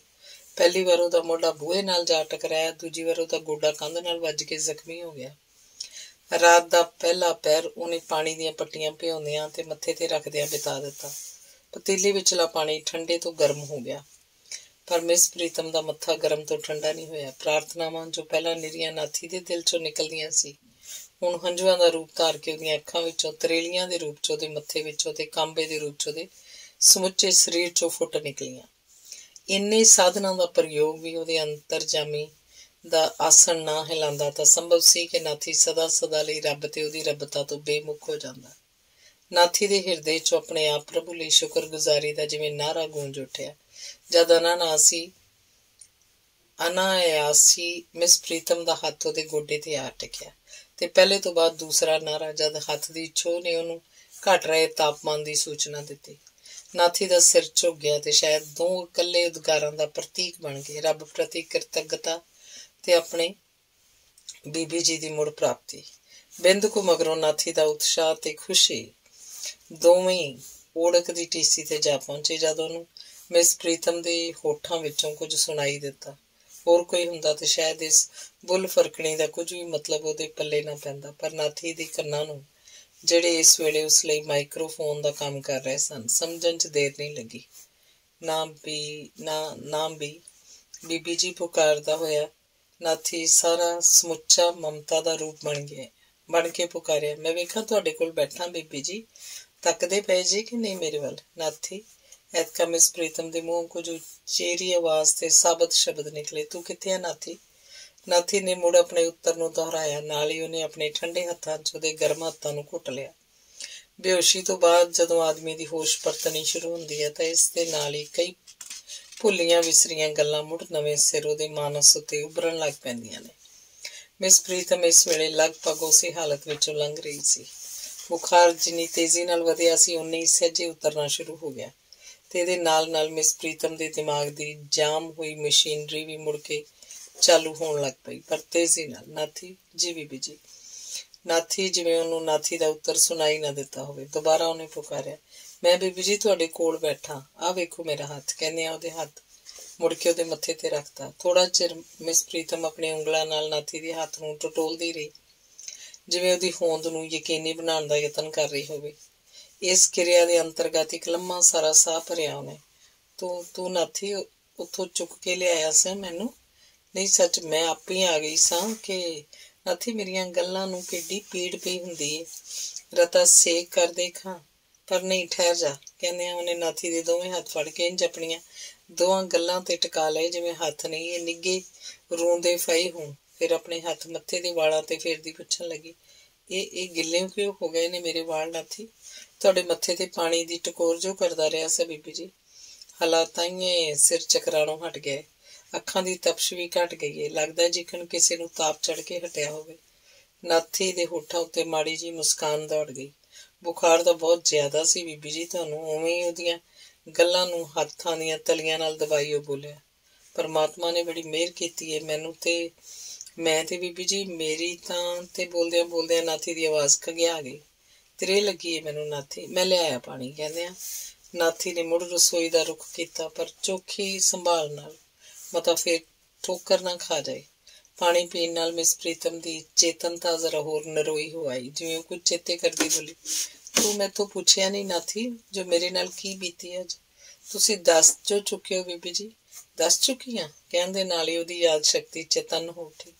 ਉਹਨੂੰ ਖੁਦ ਹੀ ਚੇਤਾ ਆ ਗਿਆ ਜਿੰਨਾ ਕੁਝ ਉਹ ਨਾਥੀ ਨੂੰ ਸੁਣਾ ਚੁੱਕੀ ਸੀ। ਨਾਲ ਹੀ ਇੱਕ ਹੋਰ ਗੱਲ ਦਾ ਅਹਿਸਾਸ ਵੀ ਉਸ ਅੰਦਰ ਪੈਦਾ ਹੋ ਆਇਆ ਕਿ ਉਹਦੀ ਜ਼ਬਾਨੀ ਇੰਨਾ ਕੁਝ ਸੁਣ ਕੇ ਨਾਥੀ ਉੱਤੇ ਕੀ ਬੀਤੀ ਹੋਏਗੀ, ਤੇ ਇਸੇ ਕੀ ਬੀਤੀ ਦੇ ਅਸਰ ਨੂੰ ਨਾਥੀ ਦੇ ਦਿਲ ਤੋਂ ਮਿਟਾਉਣ ਦੇ ਯਤਨ 'ਚ ਸਿਧਾਂਤਕ ਜਿਹੇ ਲਹਿਜੇ 'ਚ ਉਸ ਕਹਿਣਾ ਸ਼ੁਰੂ ਕੀਤਾ, ਤੂੰ ਨਾ ਦਿਲ ਤੇ ਲਾਈ ਨਾਥੀ, ਤੈਨੂੰ ਮੇਰੀ ਸਹੁੰ, ਉਹ ਜਾਣੇ ਜੇ ਕੋਈ ਕਰੇਗਾ ਤੇ ਪਾਏਗਾ। ਆਖੇ ਦਿਲ 'ਚ ਹੈ ਹੀ ਸੱਚ ਤਾਂ ਕੋਠੇ ਚੜ੍ਹ ਕੇ ਨੱਚ। ਮੈਨੂੰ ਤਾਂ ਪਹਿਲਾਂ ਹੀ ਉਸ ਸੱਤ ਖਸਮੀ ਉੱਤੇ ਇਹ ਉਮੀਦ ਸੀ। ਅੱਛਾ ਫਿਰ ਕੀ ਹੋਇਆ? ਮੀਆਂ ਦੀ ਦੌੜ ਮਸੀਤ ਤੱਕ ਹੀ ਸੀ ਨਾ। ਨੌਕਰੀ ਖੋਹ ਲਈ ਸੂ, ਕਿਤੇ ਮੇਰੀ ਕਿਸਮਤ ਤਾਂ ਨਹੀਂ ਖੋਹ ਲਈ, ਜਿਹਨੇ ਚੁੰਝ ਦਿੱਤੀ ਹੈ ਚੋਗ ਵੀ ਦੇਗਾ। ਦੁੱਖ ਤਾਂ ਬਾਹਲਾ ਮੈਨੂੰ 2 ਮਹੀਨਿਆਂ ਦੀ ਤਨਖਾਹ ਮਾਰੀ ਜਾਣਦਾ ਹੈ। ਜੇ ਮਿਲ ਗਈ ਹੁੰਦੀ ਤਾਂ ਸੰਗ ਸਰਫੇ ਨਾਲ ਉਸੇ ਨੂੰ ਭੋਰ ਕੇ ਔਖੇ ਸੌਖੇ 4 ਦਿਨ। ਨਾਥੀ ਸੁਣਨਾ ਪਿਆ ਹੈ ਮੇਰੀਆਂ ਗੱਲਾਂ? ਸੁਣਨਾ ਪਿਆ ਬੀਬੀ ਜੀ। ਨਹੀਂ ਤੂੰ ਕੋਈ ਨਹੀਂ ਪਿਆ ਸੁਣਦਾ। ਕਿਹੜੇ ਪਾਸੇ ਉੱਡਿਆ ਹੋਇਆ ਹੈ ਧਿਆਨ? ਕਿਤੇ ਨਹੀਂ ਤੇ ਛੇਕੜ ਲਈ 2 ਅੱਖਰ ਜਿਵੇਂ ਨਾਥੀ ਦੇ ਤੂਫਾਨੀ ਜਜ਼ਬੇ ਦੇ ਨੇ ਆਪਣੇ ਵਹਿਣ 'ਚ ਰੋੜ ਘੜੇ। ਤੈਨੂੰ ਰੱਬ ਦਾ ਵਾਸਤਾ ਹੀ ਨਾਥੀ, ਨਾ ਏਡੇ ਗੋਡਿਆਂ 'ਚ ਪਾਓ। ਕਿਹੜੀ ਪਰਲੋ ਆ ਗਈ ਹੈ ਕਿਤੇ? ਨਾਥੀ ਦਾ ਰੰਗ ਢੰਗ ਜਿਵੇਂ ਮੂੰਹੋਂ ਬੋਲ ਕੇ ਆਖ ਰਿਹਾ ਸੀ, ਹੋਰ ਕਿਸੇ ਲਈ ਨਾ ਸੀ, ਪਰ ਇਸ ਨਿਮਾਣੇ ਨਿਆਸਰੇ ਲਈ ਕੀ ਇਹ ਪਰਲੋ ਤੋਂ ਘੱਟ ਸੀ? ਪਰ ਉੱਪਰੋਂ ਹੋਰ ਤਰ੍ਹਾਂ ਦਾ ਸਾਂਗ ਭਰਦਾ ਬੋਲਿਆ, ਤੁਸੀਂ ਮੇਰੀ ਚਿੰਤਾ ਨਾ ਕਰੋ ਬੀਬੀ ਜੀ, ਮੈਂ ਬਿਲਕੁਲ ਨਵਾਂ ਨਰੋਆਂ, ਪਰ ਇੱਕ ਮੇਰੀ ਅਰਜ਼ ਮੰਨੋ, ਇਹ ਜਿਹੜੀ ਤੁਹਾਡੇ ਨਾਲ ਵਾਪਰੀ ਹੈ ਇਹਨੂੰ ਭੁੱਲ ਜਾਓ। ਭੁੱਲ ਜਾਵਾਂਗੀ? ਉਹਦੀ ਪਿੱਠ ਤੇ ਹੱਥ ਫੇਰਦੀ ਹੋਈ ਉਹ ਬੋਲੀ, ਉਂਝ ਤਾਂ ਖੌਰੇ ਨਾ ਹੀ ਭੁੱਲ ਸਕਦੀ, ਪਤਾ ਨਹੀਂ ਕੀ ਕਰ ਬੈਠਦੀ, ਪਰ ਤੇਰੀ ਖਾਤਰ ਨਾਥੀ, ਸਿਰਫ ਤੇਰੀ ਖਾਤਰ ਮੈਨੂੰ ਭੁੱਲਣਾ ਪਏਗਾ। ਸੱਚ ਪੁੱਛੇ ਤਾਂ ਇੱਕ ਵਾਰ ਨਹੀਂ 100 ਵਾਰੀ ਤੂੰ ਮੈਨੂੰ ਮੌਤ ਦੇ ਮੂੰਹੋਂ ਬਚਾਇਆ। ਪਹਿਲੀ ਵਾਰ ਬਾਰੇ ਤਾਂ ਸਭੋ ਕੁਝ ਜਾਣਨਾ ਹੀ ਹੈ, ਦੂਜੀ ਵਾਰੀ ਦੀ ਗੱਲ ਵੀ ਸੁਣ ਲੈ। ਇੰਨੀ ਬੇਇੱਜ਼ਤੀ ਕਰਾ ਕੇ ਜਿਸ ਵੇਲੇ ਮੈਂ ਸਕੂਲੋਂ ਨਿਕਲੀ ਤਾਂ ਤੇਰਾ ਹੀ ਮੂੰਹ ਸੀ ਜਿਹੜਾ ਬਦੋ ਬਦੀ ਮੈਨੂੰ ਘਰ ਵੱਲ ਖਿੱਚ ਲਿਆਇਆ, ਨਹੀਂ ਤੇ ਹੁਣ ਤੀਕ ਮੇਰੀ ਲੋਥ ਕਿਸੇ ਖੂਹ 'ਚ ਤਰਦੀ ਹੁੰਦੀ। ਨਾਥੀ ਨਹੀਂ ਜੇਰਾ ਕਰ ਸਕਿਆ, ਕੋਸ਼ਿਸ਼ ਕਰਨ ਦੇ ਬਾਵਜੂਦ ਵੀ ਨਹੀਂ। ਉਹਦਾ ਸਿਰ ਮਿਸ ਪ੍ਰੀਤਮ ਦੀ ਹਿੱਕ ਨਾਲ ਜਾ ਲੱਗਾ, ਨਾਲ ਹੀ ਅੱਖਾਂ ਥਾਈਂ ਉਹੀ ਗੰਗਾ ਜਮਨਾ ਦਾ ਵਹਾਓ, ਮਾਨੋ ਇਹਨਾਂ ਅਥਰੂਆਂ ਦੀ ਮੂਕ ਭਾਸ਼ਾ 'ਚ ਨਾਥੀ ਕਹਿ ਰਿਹਾ ਸੀ, ਤੇ ਮੇਰੀ ਲਾਸ਼ ਹੁਣ ਤੀਕ ਕਿੱਥੇ ਹੁੰਦੀ? ਮਿਸ ਪ੍ਰੀਤਮ ਨੇ ਬਥੇਰਾ ਯਤਨ ਕੀਤਾ ਉਹਦੇ ਹੰਝੂ ਰੋਕਣ ਦਾ, ਪਰ ਵਿਅਰਥ। ਛੇਕੜ ਉਹਨੂੰ ਇੱਕ ਦੂਸਰਾ ਢੰਗ ਸੁੱਝ ਆਇਆ ਤੇ ਇਹ ਢੰਗ ਕਾਮਯਾਬ ਸਾਬਤ ਹੋਇਆ। ਸੱਚ ਨਾਥੀ, ਸਿੱਧਾ ਬੈਠ ਕੇ ਸੁਣ। ਮੈਨੂੰ ਤਾਂ ਚੇਤੇ ਹੀ ਭੁੱਲ ਗਿਆ ਸੀ ਉਸ ਬਾਰੇ ਪੁੱਛਣ ਦਾ। ਨਾਥੀ ਜਾਂ ਤਾਂ ਉਸ ਪੁਚਲਾਵੇ 'ਚ ਆ ਗਿਆ ਜਾਂ ਮਿਸ ਪ੍ਰੀਤਮ ਦੇ ਆਦੇਸ਼ ਦਾ ਪਾਲਣ ਕਰਨ ਵਜੋਂ ਸਿੱਧਾ ਹੋ ਬੈਠਾ। ਦੱਸੋ ਬੀਬੀ ਜੀ। ਮੈਂ ਕਿਹਾ ਤੇਰਾ ਇੰਟਰਵਿਊ ਕਦੋਂ ਹੈ? ਪਰਸੋਂ ਬੀਬੀ ਜੀ। ਪਰਸੋਂ? ਜ਼ਰਾ ਰੁਕ ਕੇ ਬੋਲੀ, ਚਲੋ ਭਲਾ ਹੋਇਆ ਮੇਰਾ ਚਰਖਾ ਟੁੱਟਾ, ਜਿੰਦਾ ਜਾਬੋਂ ਛੁੱਟੀ। ਪਹਿਲਾਂ ਸੋਚ ਰੱਖਿਆ ਸੀ ਜੋ ਅੰਮ੍ਰਿਤਸਰ ਜਾਣ ਲਈ ਸਕੂਲੋਂ ਛੁੱਟੀ ਲੈਣੀ ਪਏਗੀ, ਪਰ ਹੁਣ ਤਾਂ ਦਰਗਾਹੋਂ ਛੁੱਟੀ ਹੋ ਗਈ ਹੈ, ਭਾਵੇਂ ਕਿੰਨਾ ਚਿਰ ਕਿਤੇ ਲਾ ਆਵਾਂ। ਨਾਥੀ ਜ਼ਿੱਦੀ ਬੱਚੇ ਵਰਗੇ ਵਿਰੋਧ 'ਚ ਬੋਲਿਆ, ਬੀਬੀ ਜੀ ਤੁਹਾਨੂੰ ਨਹੀਂ ਜੇ ਨਾਲ ਲੈ ਜਾਣਾ? ਕਿਉਂ? ਤੁਹਾਡਾ ਕੋਈ ਹਾਲ ਹੈ ਸਫ਼ਰ ਕਰਨ ਦਾ? ਕਿਉਂ, ਕੀ ਹੋਇਆ? ਮੈਨੂੰ ਕਿਉਂ ਨਹੀਂ ਮੈਂ ਸਫ਼ਰ ਕਰ ਸਕਦੀ ਭਲਾ? ਵੇਖਦੇ ਨਹੀਂ ਜੋ ਕਿੰਨਾ ਬੁਖਾਰ ਚੜਿਆ ਰਿਹਾ ਹੈ। ਸ਼ੁਦਾਈ ਗੱਲ ਟੋਕ ਕੇ ਬੋਲੀ, ਇੰਨੇ ਜਿੰਨੇ ਬੁਖਾਰ ਨਾਲ ਕੀ ਵਿਗੜ ਗਿਆ ਮੇਰਾ? ਇਸ ਤੋਂ ਬਾਅਦ ਚੋਖਾ ਚਿਰ ਦੋਹਾਂ 'ਚ ਵਾਦ ਵਿਵਾਦ ਚੱਲਦਾ ਰਿਹਾ। ਇੱਕ ਵੱਲੋਂ ਇਸਰਾਰ, ਦੂਜੇ ਵੱਲੋਂ ਇਨਕਾਰ। ਐਸੇ ਇਸਰਾਰ ਇਨਕਾਰ ਵਿਚਾਲੇ ਰਾਤ ਦਾ ਲਗਭਗ ਬਾਕੀ ਹਿੱਸਾ ਬੀਤ ਗਿਆ। ਅੰਗ 36ਵਾਂ। ਬੁਖਾਰ ਜੇ ਮਲੇਰੀਆ ਜਾਂ ਸਨਸਟ੍ਰੋਕ ਆਦਿ ਕਿਸਮ ਦਾ ਹੁੰਦਾ ਤਾਂ ਜ਼ਰੂਰ ਇਹਦੇ ਉਤਾਰਨ ਲਈ ਡਾਕਟਰੀ ਸਹਾਇਤਾ ਦੀ ਲੋੜ ਪੈਂਦੀ, ਪਰ ਮਿਸ ਪ੍ਰੀਤਮ ਦਾ ਬੁਖਾਰ ਜਿਹੜਾ ਵਧੇਰੇ ਮਾਨਸਿਕ ਸਦਮੇ ਨਾਲ ਸੰਬੰਧਿਤ ਸੀ, ਸ਼ਾਇਦ ਇਹਦੇ ਉਤਾਰਨ ਲਈ ਕਿਸੇ ਮਾਨਸਿਕ ਦਵਾਈ ਦੀ ਲੋੜ ਸੀ, ਤੇ ਉਹ ਦਵਾਈ ਉਹਨੂੰ ਕਿਤੋਂ ਬਾਹਰੋਂ ਨਹੀਂ ਬਲਕਿ ਘਰ 'ਚੋਂ ਹੀ ਪ੍ਰਾਪਤ ਹੋ ਗਈ, ਨਾਥੀ ਦੇ ਜਗਰਾਤੇ ਦੇ ਰੂਪ 'ਚ। ਸਵੇਰ ਵੇਲੇ ਕਿਤੇ ਮਿਸ ਪ੍ਰੀਤਮ ਦੀ ਅੱਖ ਲੱਗੀ ਸੀ। ਕਾਫੀ ਦੇਰ ਬਾਅਦ ਜਦ ਉਹਦੀ ਨੀਂਦ ਖੁੱਲੀ ਤਾਂ ਉਹਦਾ ਸਰੀਰ ਹਲਕਾ ਫੁਲਕਾ ਸੀ। ਬੁਖਾਰ ਜਾਂ ਤਾਂ ਉਤਰ ਚੁੱਕਾ ਸੀ ਜਾਂ ਐਵੇਂ ਨਾਮਾਤਰ ਹੀ ਕਾਫੀ ਸੀ। ਸਰੀਰ ਤੋਂ ਛੁੱਟ ਉਹਨੂੰ ਆਪਣੇ ਮਨ ਦੀ ਹਾਲਤ ਵੀ ਕਾਫੀ ਸੁਧਰੀ ਜਾਪੀ। ਕੱਲ੍ਹ ਵਾਲੀ ਘਟਨਾ ਦਾ ਅਸਰ ਉਹਦੇ ਮਾਨਸ ਉੱਤੇ ਇੱਕਦਮ ਮਿਟ ਗਿਆ। ਐਸਾ ਤਾਂ ਨਹੀਂ ਸੀ, ਪਰ ਜਿਹੜੇ ਭਾਂਬੜ ਕੱਲ੍ਹ ਉਹਦੇ ਅੰਦਰ ਮੱਚਦੇ ਰਹੇ ਸਨ, ਇਸ ਵੇਲੇ ਉਹਨਾਂ ਭਾਬੜਾਂ ਦੀਆਂ ਲੰਬਾਂ ਨਵੀਆਂ ਜਾਪ ਰਹੀਆਂ ਸਨ। ਉਹਨੂੰ ਮੰਜੇ ਤੋਂ ਉਤਰੀ ਲੱਤਾਂ ਉਹਨੂੰ ਡੋਲਦੀਆਂ ਜਾਪੀਆਂ, ਜਿਵੇਂ ਹਫ਼ਤਿਆਂ ਦੇ ਰੋਗੀ ਦੀਆਂ। ਉੱਠਣ ਤੋਂ ਬਾਅਦ ਮੁੜ ਬੈਠ ਗਈ। ਥੋੜ੍ਹੀ ਦੇਰ ਬਾਅਦ ਫਿਰ ਉੱਠ ਖੜੋਤੀ। ਵਿਚਾਰਾ ਨਾਥੀ ਕੱਲ੍ਹ ਦਾ ਭੁੱਖਣ ਭਾਣਾ ਤੇ ਨਾਲੇ ਅਨੀਂਦੇ ਦਾ ਭੰਨਿਆ ਹੋਇਆ ਇਹ ਖਿਆਲ ਕਰਦੀ ਹੋਈ ਉਹ ਕਮਰੇ ਚੋਂ ਨਿਕਲੀ। ਉਹਦਾ ਖਿਆਲ ਸੀ ਕਿ ਨਾਥੀ ਸੁੱਤਾ ਹੋਏਗਾ, ਪਰ ਨਾਥੀ ਦਾ ਮੰਜਾ ਖਾਲੀ ਸੀ। ਉਹਨੇ ਇੱਧਰ ਉੱਧਰ ਨਜ਼ਰ ਦੌੜਾਈ, ਪਰ ਨਾਥੀ ਕਿਤੇ ਵੀ ਨਜ਼ਰ ਨਹੀਂ ਆਇਆ। ਦਿਲ ਹੀ ਦਿਲ 'ਚ ਉਹਨੇ ਟੀਚਾ ਲਾਇਆ ਕਿ ਜ਼ਰੂਰ ਉਹ ਡਾਕਟਰ ਨੂੰ ਸੱਦਣ ਲਈ ਗਿਆ ਹੋਏਗਾ। ਨਾਥੀ ਦੀ ਇਸ ਜਲਦਬਾਜ਼ੀ ਉੱਤੇ ਉਹਨੂੰ ਖਿਝ ਹੋ ਆਈ। ਮੂਰਖ ਪੁੱਛ ਤਾਂ ਲੈਂਦਾ ਮੈਨੂੰ ਜੋ ਡਾਕਟਰ ਦੀ ਲੋੜ ਹੈ ਵੀ। ਉਹ ਕਮਰੇ 'ਚ ਪਰਤ ਆਈ ਤੇ ਮੰਜੇ ਉਤਲਾ ਬਿਸਤਰਾ ਰੁੱਖ ਸਿਰ ਕਰਨ ਲੱਗੀ। ਨਾਲੇ ਹੋਰ ਜਿਹੜਾ ਕੋਈ ਮਾੜਾ ਮੋਟਾ ਖਿਲਰ ਖਲੇਰਾ ਹੈ ਸੀ ਉਹਨੂੰ ਸੁਚੱਜੇ ਢੰਗ ਨਾਲ ਥਾਂ ਥਾਈਂ ਰੱਖਣ ਲੱਗੀ, ਜਿਵੇਂ ਗਰੀਬ ਘਰਾਂ 'ਚ ਡਾਕਟਰ ਦੀ ਆਮਦ ਤੋਂ ਪਹਿਲਾਂ ਅਕਸਰ ਕੀਤਾ ਜਾਂਦਾ। ਡਾਕਟਰ ਦੀ ਉਡੀਕ 'ਚ ਮੰਜੇ ਤੇ ਲੇਟੀ ਲੇਟੀ ਉਹ ਨਜ਼ਰ ਟਟੋਲਦੀ ਹੋਈ ਬੁਖਾਰ ਦਾ ਜਾਇਜ਼ਾ ਲੈ ਰਹੀ ਸੀ। ਨਬਜ਼ ਦੀ ਚਾਲ ਉਹਨੂੰ ਬੁਖਾਰ ਉਤਰ ਗਿਆ ਹੈ ਦੀ ਸੂਚਨਾ ਦੇ ਰਹੀ ਸੀ, ਪਰ ਇਹ ਅਨੁਮਾਨ ਬਜਾਏ ਉਹਨੂੰ ਸੰਤੁਸ਼ਟ ਕਰਨ ਦੇ ਸਗੋਂ ਉਹਦੀ ਖਿੱਚ ਵਾਧਾ ਕਰੀ ਜਾ ਰਿਹਾ ਸੀ। ਡਾਕਟਰ ਜਦ ਆ ਕੇ ਉਹਨੂੰ ਨਵੀਂ ਨਰੋਈ ਹਾਲਤ 'ਚ ਵੇਖੇਗਾ ਤਾਂ ਦਿਲ 'ਚ ਸੋਚੇਗਾ ਕਿ ਏਡੀ ਫੁੱਲਾਂ ਜਾਂਦੀ ਹੈ ਜੋ ਰਤਾ ਕੋ ਨੌ ਨਿੱਘਾ ਹੋਇਆ ਹੀ ਡਾਕਟਰ ਨੂੰ ਸੱਦ ਘੱਲਦੀ ਹੈ। ਨਾਥੀ ਉਸ ਉੱਤੇ ਕਦੀ ਉਹਨੂੰ ਕੌੜ ਹੋ ਆਉਂਦੀ, ਕਦੀ ਮਮਤਾ। ਛੇਕੜ ਉਹਦੀ ਉਡੀਕ ਖਤਮ ਹੋਈ ਜਦ ਬਾਹਰੋਂ ਉਹਨੂੰ ਖਟਖਟ ਸੁਣਾਈ ਦਿੱਤੀ। ਮੰਜੇ ਤੋਂ ਉੱਠਦੀ ਹੋਈ ਮੁੜ ਲੇਟ ਗਈ, ਸ਼ਾਇਦ ਇਹ ਸੋਚ ਕੇ ਕਿ ਕੀ ਕਹੇਗਾ ਡਾਕਟਰ ਕਿ ਜਿਸ ਮਰੀਜ਼ ਨੂੰ ਮੈਂ ਵੇਖਣ ਆਇਆ ਉਹ ਤਾਂ ਤੁਰੀ ਫਿਰਦੀ ਹੈ। ਨਾਥੀ ਨੇ ਜਦ ਕਮਰੇ ਅੰਦਰ ਪ੍ਰਵੇਸ਼ ਕੀਤਾ, ਮਿਸ ਪ੍ਰੀਤਮ ਦਾ ਖਿਆਲ ਸੀ ਕਿ ਉਹਦੇ ਮਗਰ ਮਗਰ ਡਾਕਟਰ ਵੀ ਆ ਪਹੁੰਚੇਗਾ, ਪਰ ਉਹਦਾ ਕਿਆਸ ਗਲਤ ਨਿਕਲਿਆ। ਕਿੱਥੇ ਗਿਆ ਸੈਂ ਨਾਥੀ? ਉੱਠ ਕੇ ਬੈਠਦਿਆਂ ਉਸ ਪੁੱਛਿਆ। ਇੱਥੇ ਰਤਾ ਬਾਜ਼ਾਰ ਤੱਕ ਗਿਆ ਸਾਂ ਬੀਬੀ ਜੀ। ਬਾਜ਼ਾਰ ਕੀ ਕੰਮ ਪੈ ਗਿਆ ਸੀ ਸਵੇਰੇ ਸਵੇਰੇ ਤੈਨੂੰ? ਜਵਾਬ 'ਚ ਬਿਨਾਂ ਕੁਝ ਕਿਹਾ ਨਾਥੀ ਨੇ ਕਮੀਜ਼ ਦੀ ਜੇਬ 'ਚੋਂ ਕਾਗਜ਼ 'ਚ ਲਪੇਟੀ ਹੋਈ ਇੱਕ ਚੌਰਸ ਜਿਹੀ ਪੁੜੀ ਕੱਢ ਕੇ ਮਿਸ ਪ੍ਰੀਤਮ ਵੱਲ ਵਧਾ ਕੇ ਆਪ ਉਹ ਲਾਠੀ ਤੇ ਭਾਰ ਪਾਈ ਉਵੇਂ ਹੀ ਖੜਾ ਰਿਹਾ। ਇਹ ਕੀ ਨਾਥੀ? ਪੁੜੀ 'ਚੋਂ ਨਿਕਲੀ ਹੋਈ ਨੋਟਾਂ ਦੀ ਥੱਬੀ ਵੱਲੋਂ ਨਜ਼ਰ ਹਟਾ ਕੇ ਉਸ ਪੁੱਛਿਆ, ਇਹ ਇੰਨੇ ਸਾਰੇ ਨੋਟ ਕਿੱਥੋਂ ਲਿਆਂਦੇ? ਬੈਠ ਜਾ। ਤੇ ਉਹਨੇ ਉਹਨੂੰ ਬਾਹੋਂ ਫੜ ਕੇ ਮੰਜੇ ਤੇ ਬਿਠਾ ਲਿਆ। ਨਾਥੀ ਨੇ ਕੈਫੀਅਤ ਦਿੱਤੀ, ਮੈਂ ਤੁਹਾਨੂੰ ਦੱਸਿਆ ਸੀ ਨਾ ਬੀਬੀ ਜੀ ਕਿ ਕੰਮ ਧੰਦਾ ਚਾਲੂ ਕਰਨ ਖਾਤਰ ਮੈਂ ਕੁਝ ਰਕਮ ਉਸ ਦੁਕਾਨਦਾਰ ਪਾਸ ਜੋੜਦਾ ਰਹਿਣਾ। ਆਹੋ ਦੱਸਿਆ ਸੀ ਤੂੰ, ਪਰ ਇਹਦੀ ਕੀ ਲੋੜ ਪੈ ਗਈ ਅੱਜ ਤੈਨੂੰ?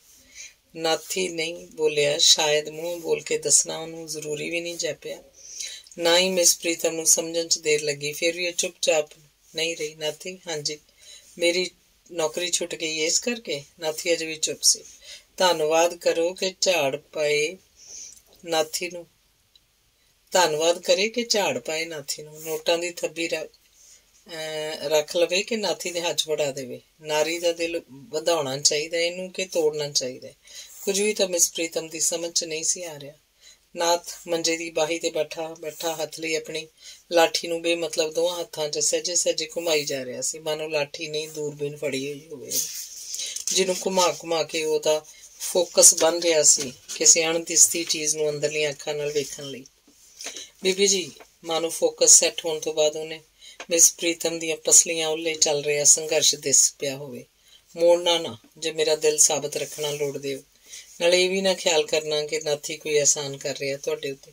ਬੀਬੀ ਜੀ, ਮੇਰਾ ਕੌਣ ਹੈ ਹੋਰ ਇਸ ਦੁਨੀਆ ਤੇ ਤੁਸੀਂ, ਜੇ ਤੁਸੀਂ ਵੀ ਤੇ ਥੋੜ ਦਿਲਾ। ਨਾਥੀ ਬੋਲਦਾ ਬੋਲਦਾ ਫੇਸੀ ਦਾ ਪਿਆ ਇੱਕ ਵਾਰ ਵੀ।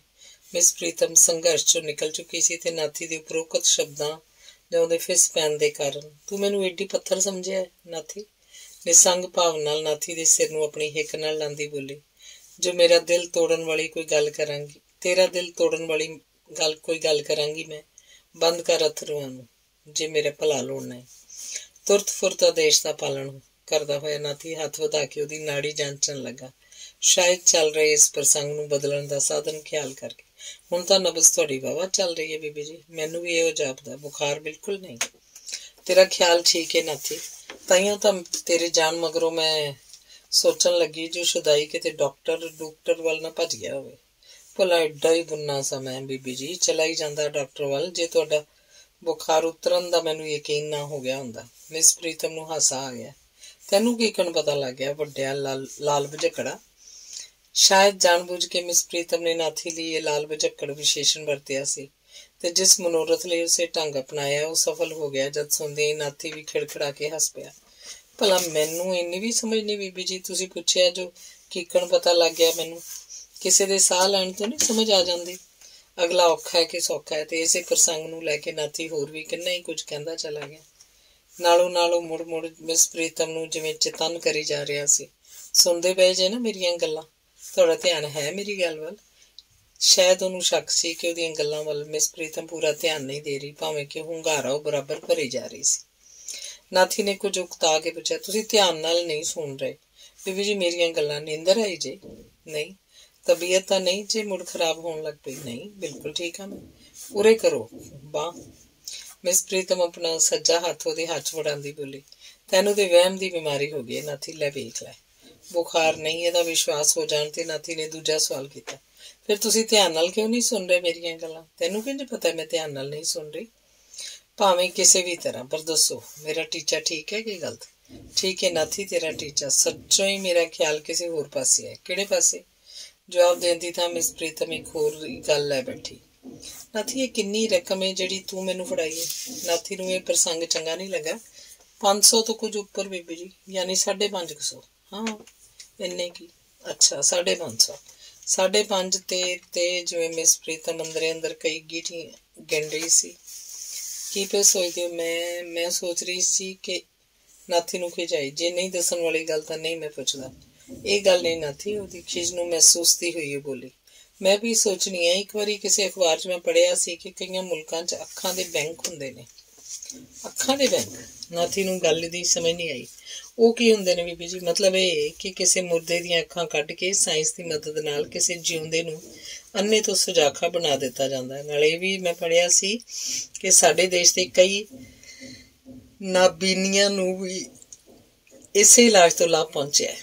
फिल्मी आर्टिस्ट गीता बाली का नाम सुनिया होएगा? तू सुनिया होया बीबी जी, जिहदी मौत हो गई सी माता निकलन करके, उसे दी गल कर रही हैं। कहंदे ने गीता बाली का पिता पंडित करतार सिंह जिहड़ा जमांदरू अन्ना सी, वलै तो अखां मंगवा के उहनूं लाईआं गईआं तो वेखण लग पिया। पर सुनिया इलाज है महंगा। मैं सोचदी पई आं जे किते साडे कोल भी चौखी सारी रकम हुंदी तां कोशिश कर वेखदे असीं भी। नाथी हस पिया। चलो छड्डो बीबी जी इन्हां वेलियां गल्लां नूं, मैनूं नहीं लोड़ हुण अखां उखां दी। तुहाडीआं अखां नाल ही मैं सब कुछ वेख सकदा। इस इलाज की तुसीं गल कीती है, मैं भी इसे बारे काफ़ी सुन चुका। ठीक कहना है तू नाथी? मिस प्रीतम ने लम्मा हौका भरिया। अज दे जमाने च गरीबां दी की वटींदी है? जवाब च नाथी ने विस्तार नाल व्याख्या शुरू की। अखां दे संबंध विच अपने उद्गारां बारे, जिहदा लांबो लवाब सी कि पहल जरूर ਉਹਨੂੰ ਇਹ ਲਾਲਸਾ ਕਦੇ ਕਦੇ ਬੇਚੈਨ ਕਰਿਆ ਕਰਦੀ ਸੀ, ਪਰ ਜਦ ਤੋਂ ਉਹ ਇੱਥੇ ਆ ਟਿਕਿਆ ਕਦੀ ਭੁੱਲ ਕੇ ਵੀ ਉਹਨੂੰ ਅੱਖਾਂ ਦਾ ਭਾਵ ਨਹੀਂ ਖਟਕਿਆ। ਬੀਬੀ ਜੀ ਬੋਲਦਾ ਬੋਲਦਾ ਰੁਕ ਗਿਆ। ਮੁੜ ਉਹੀ ਪਹਿਲਾਂ ਵਾਲੀ ਸਵਾਲ ਉਹਨੇ ਦੁਹਰਾਇਆ, ਪਰ ਤੁਸੀਂ ਸੁਣ ਕਿਉਂ ਨਹੀਂ ਰਹੇ ਮੇਰੀਆਂ ਗੱਲਾਂ ਨੂੰ? ਮੈਂ ਪੁੱਛਿਆ, ਕਿਹੜੇ ਪਾਸੇ ਗਿਆ ਏ ਤੁਹਾਡਾ ਧਿਆਨ? ਮਿਸ ਪ੍ਰੀਤਮ ਨੇ ਜਿਵੇਂ ਕੁਝ ਵੀ ਨਹੀਂ ਸੁਣਿਆ ਮੂੰਹ ਧਿਆਨ ਉਹਨੇ ਹੋਰ ਗੱਲ ਛੇੜਤੀ। ਸੱਚੀ ਨਾਥ, ਅਸਾਂ ਅੰਮ੍ਰਿਤਸਰ ਚ ਜਾਣਾ ਹੈ ਨਾ? ਪ੍ਰਸ਼ਨ ਵਿਚਲੇ ਤੂੰ ਦੇ ਥਾਂ ਅਸਾਂ ਸੁਣ ਕੇ ਨਾਥੀ ਨੇ ਮੁੜ ਉਹੀ ਵਿਰੋਧੀ ਲਹਿਜਾ ਧਾਰਨ ਕੀਤਾ। ਜੀ ਹਾਂ, ਪਰ ਉੱਥੇ ਮੈਂ ਇਕੱਲਾ ਹੀ ਜਾਵਾਂਗਾ, ਸ਼ੁਦਾਈ ਨਾ ਹੋਵੇ ਤੇ। ਤੁਹਾਡਾ ਕੋਈ ਹਾਲ ਹੈ ਜਾਣ ਦਾ? ਕਿਉਂ, ਕੀ ਹੋਇਆ ਮੈਨੂੰ? ਜ਼ਰਾ ਕੁ ਤਾਪ ਆਉਣ ਨਾਲ ਤੁਰਨੋਂ ਫਿਰਨੋਂ ਰਹਿ ਜਾਵਾਂ, ਐਡੀ ਸੋਹਲ ਨਹੀਂ ਮੈਂ। ਨਹੀਂ ਬੀਬੀ ਜੀ, ਇਹ ਹਰਗਜ਼ ਨਹੀਂ। ਜੇ ਹੋਣਾ ਮੰਨ ਲਿਆ ਕਿ ਤੁਸੀਂ ਬਾਹਰ ਅੰਦਰ ਜਾਣ ਜੋਗੇ ਜੇ, ਪਰ ਨਿਰੀ ਇਹੋ ਗੱਲ ਹੀ ਤਾਂ ਨਹੀਂ ਨਾ। ਤੇ ਹੋਰ ਕੀ? ਨਾਥੀ ਨੇ ਚੁੱਪ ਸਾਧ ਲਈ। ਮਿਸ ਪ੍ਰੀਤਮ ਦੀ ਝਟਪਟ ਕੁਝ ਨਹੀਂ ਬੋਲੀ, ਪਰ ਬਹੁਤੀ ਦੇਰ ਉਹਦੀ ਖਾਮੋਸ਼ੀ ਕਾਇਮ ਨਹੀਂ ਰਹਿ ਸਕੀ। ਸਕੂਲ ਵਾਲੀਆਂ ਗੱਲਾਂ ਤੋਂ ਪਿਆ ਘਬਰਾਨਾ ਹੈ? ਮਾਸਾ ਨਾ ਡਰ ਨਾਥੀ, ਤੂੰ ਇਸ ਬਾਰੇ ਚੰਨ ਉੱਤੇ ਜਿਹੜਾ ਥੁੱਕੇਗਾ ਥੁੱਕਾਂ ਉਹਦੇ ਮੂੰਹ ਤੇ ਪੈਣਗੀਆਂ। ਨਿਮੋ ਝੀਣਾ ਜਿਹਾ ਹੋਇਆ ਉਹ ਬੋਲਿਆ, ਇਹ ਤਾਂ ਠੀਕ ਹੈ ਤੁਹਾਡੀ ਗੱਲ ਬੀਬੀ ਜੀ, ਪਰ ਦੂਰ ਕਰ ਨਾਥੀ ਡਰਪੋਕਾਂ ਵਾਲੀਆਂ ਗੱਲਾਂ। ਉਹਦੇ ਮੋਢੇ ਤੇ ਹਲਕਾ ਜਿਹਾ ਧੱਪਾ ਮਾਰ ਕੇ ਉਹ ਬੋਲੀ, ਮੈਂ ਜ਼ਰੂਰ ਜਾਵਾਂਗੀ ਤੇਰੇ ਨਾਲ, ਵੇਖਾਂਗੀ ਭਲਾ ਕੋਈ ਕੀ ਕਰ ਲਏਗਾ। ਨਾਲੇ ਉਂਝ ਵੀ ਤਾਂ ਹੁਣ ਵਿਹਲੀ ਆ, ਇਸੇ ਭੱਜ ਜਰਾ ਜੀ ਪਰਚ ਜਾਏਗਾ। ਨਾਥੀ ਨਿਰੁੱਤਰ ਹੋ ਗਿਆ। ਅੰਗ 37ਵਾਂ। ਕਿੰਨਾ ਅਜੀਬ, ਕਿੱਡਾ ਉਪਰਾ ਉਪਰਾ ਲੱਗਾ ਮਿਸ ਪ੍ਰੀਤਮ ਨੂੰ ਜਦ ਅਗਲੇ ਦਿਨ ਨਾਥੀ ਨੂੰ ਨਾਲ ਲੈ ਕੇ ਉਹ ਰੇਲਵੇ ਸਟੇਸ਼ਨ ਵੱਲ ਜਾ ਰਹੀ ਸੀ। ਘਰੋਂ ਨਿਕਲਣ ਵੇਲੇ ਇਸਤਰੀ ਸੁਲਭ ਸੰਕੋਚ ਤੇ ਕੁਆਰੀ ਸੁਲਭ ਸ਼ਰਮ ਕਰਕੇ ਉਹਦੀਆਂ ਲੱਤਾਂ ਨੇ ਝੋਲ ਜਿਹਾ ਖਾਧਾ, ਜਦ ਇੱਕ ਅਜਿਹੇ ਗੱਭਰੂ ਦਾ ਹੱਥ ਉਹਨੇ ਆਪਣੇ ਮੋਢੇ ਤੇ ਮਹਿਸੂਸ ਕੀਤਾ ਜਿਸ ਨਾਲ ਉਹਦੀ ਦੂਰੋਂ ਪਾਰੋਂ ਵੀ ਕੋਈ ਸਾਖ ਨਹੀਂ ਸਕੀ ਨਹੀਂ ਸੀ। ਕੁਝ ਸਹਿਮੀ ਕੁਝ ਡਰੀ ਉਹ ਇੱਕ ਤੋਂ ਵੱਧ ਵੇਰਾਂ ਆਪਣੇ ਆਲੇ ਦੁਆਲੇ ਝਾਕੀ, ਪਰ ਸਟੇਸ਼ਨ ਤੱਕ ਪਹੁੰਚਦਿਆਂ ਉਹ ਸੰਭਲ ਗਈ।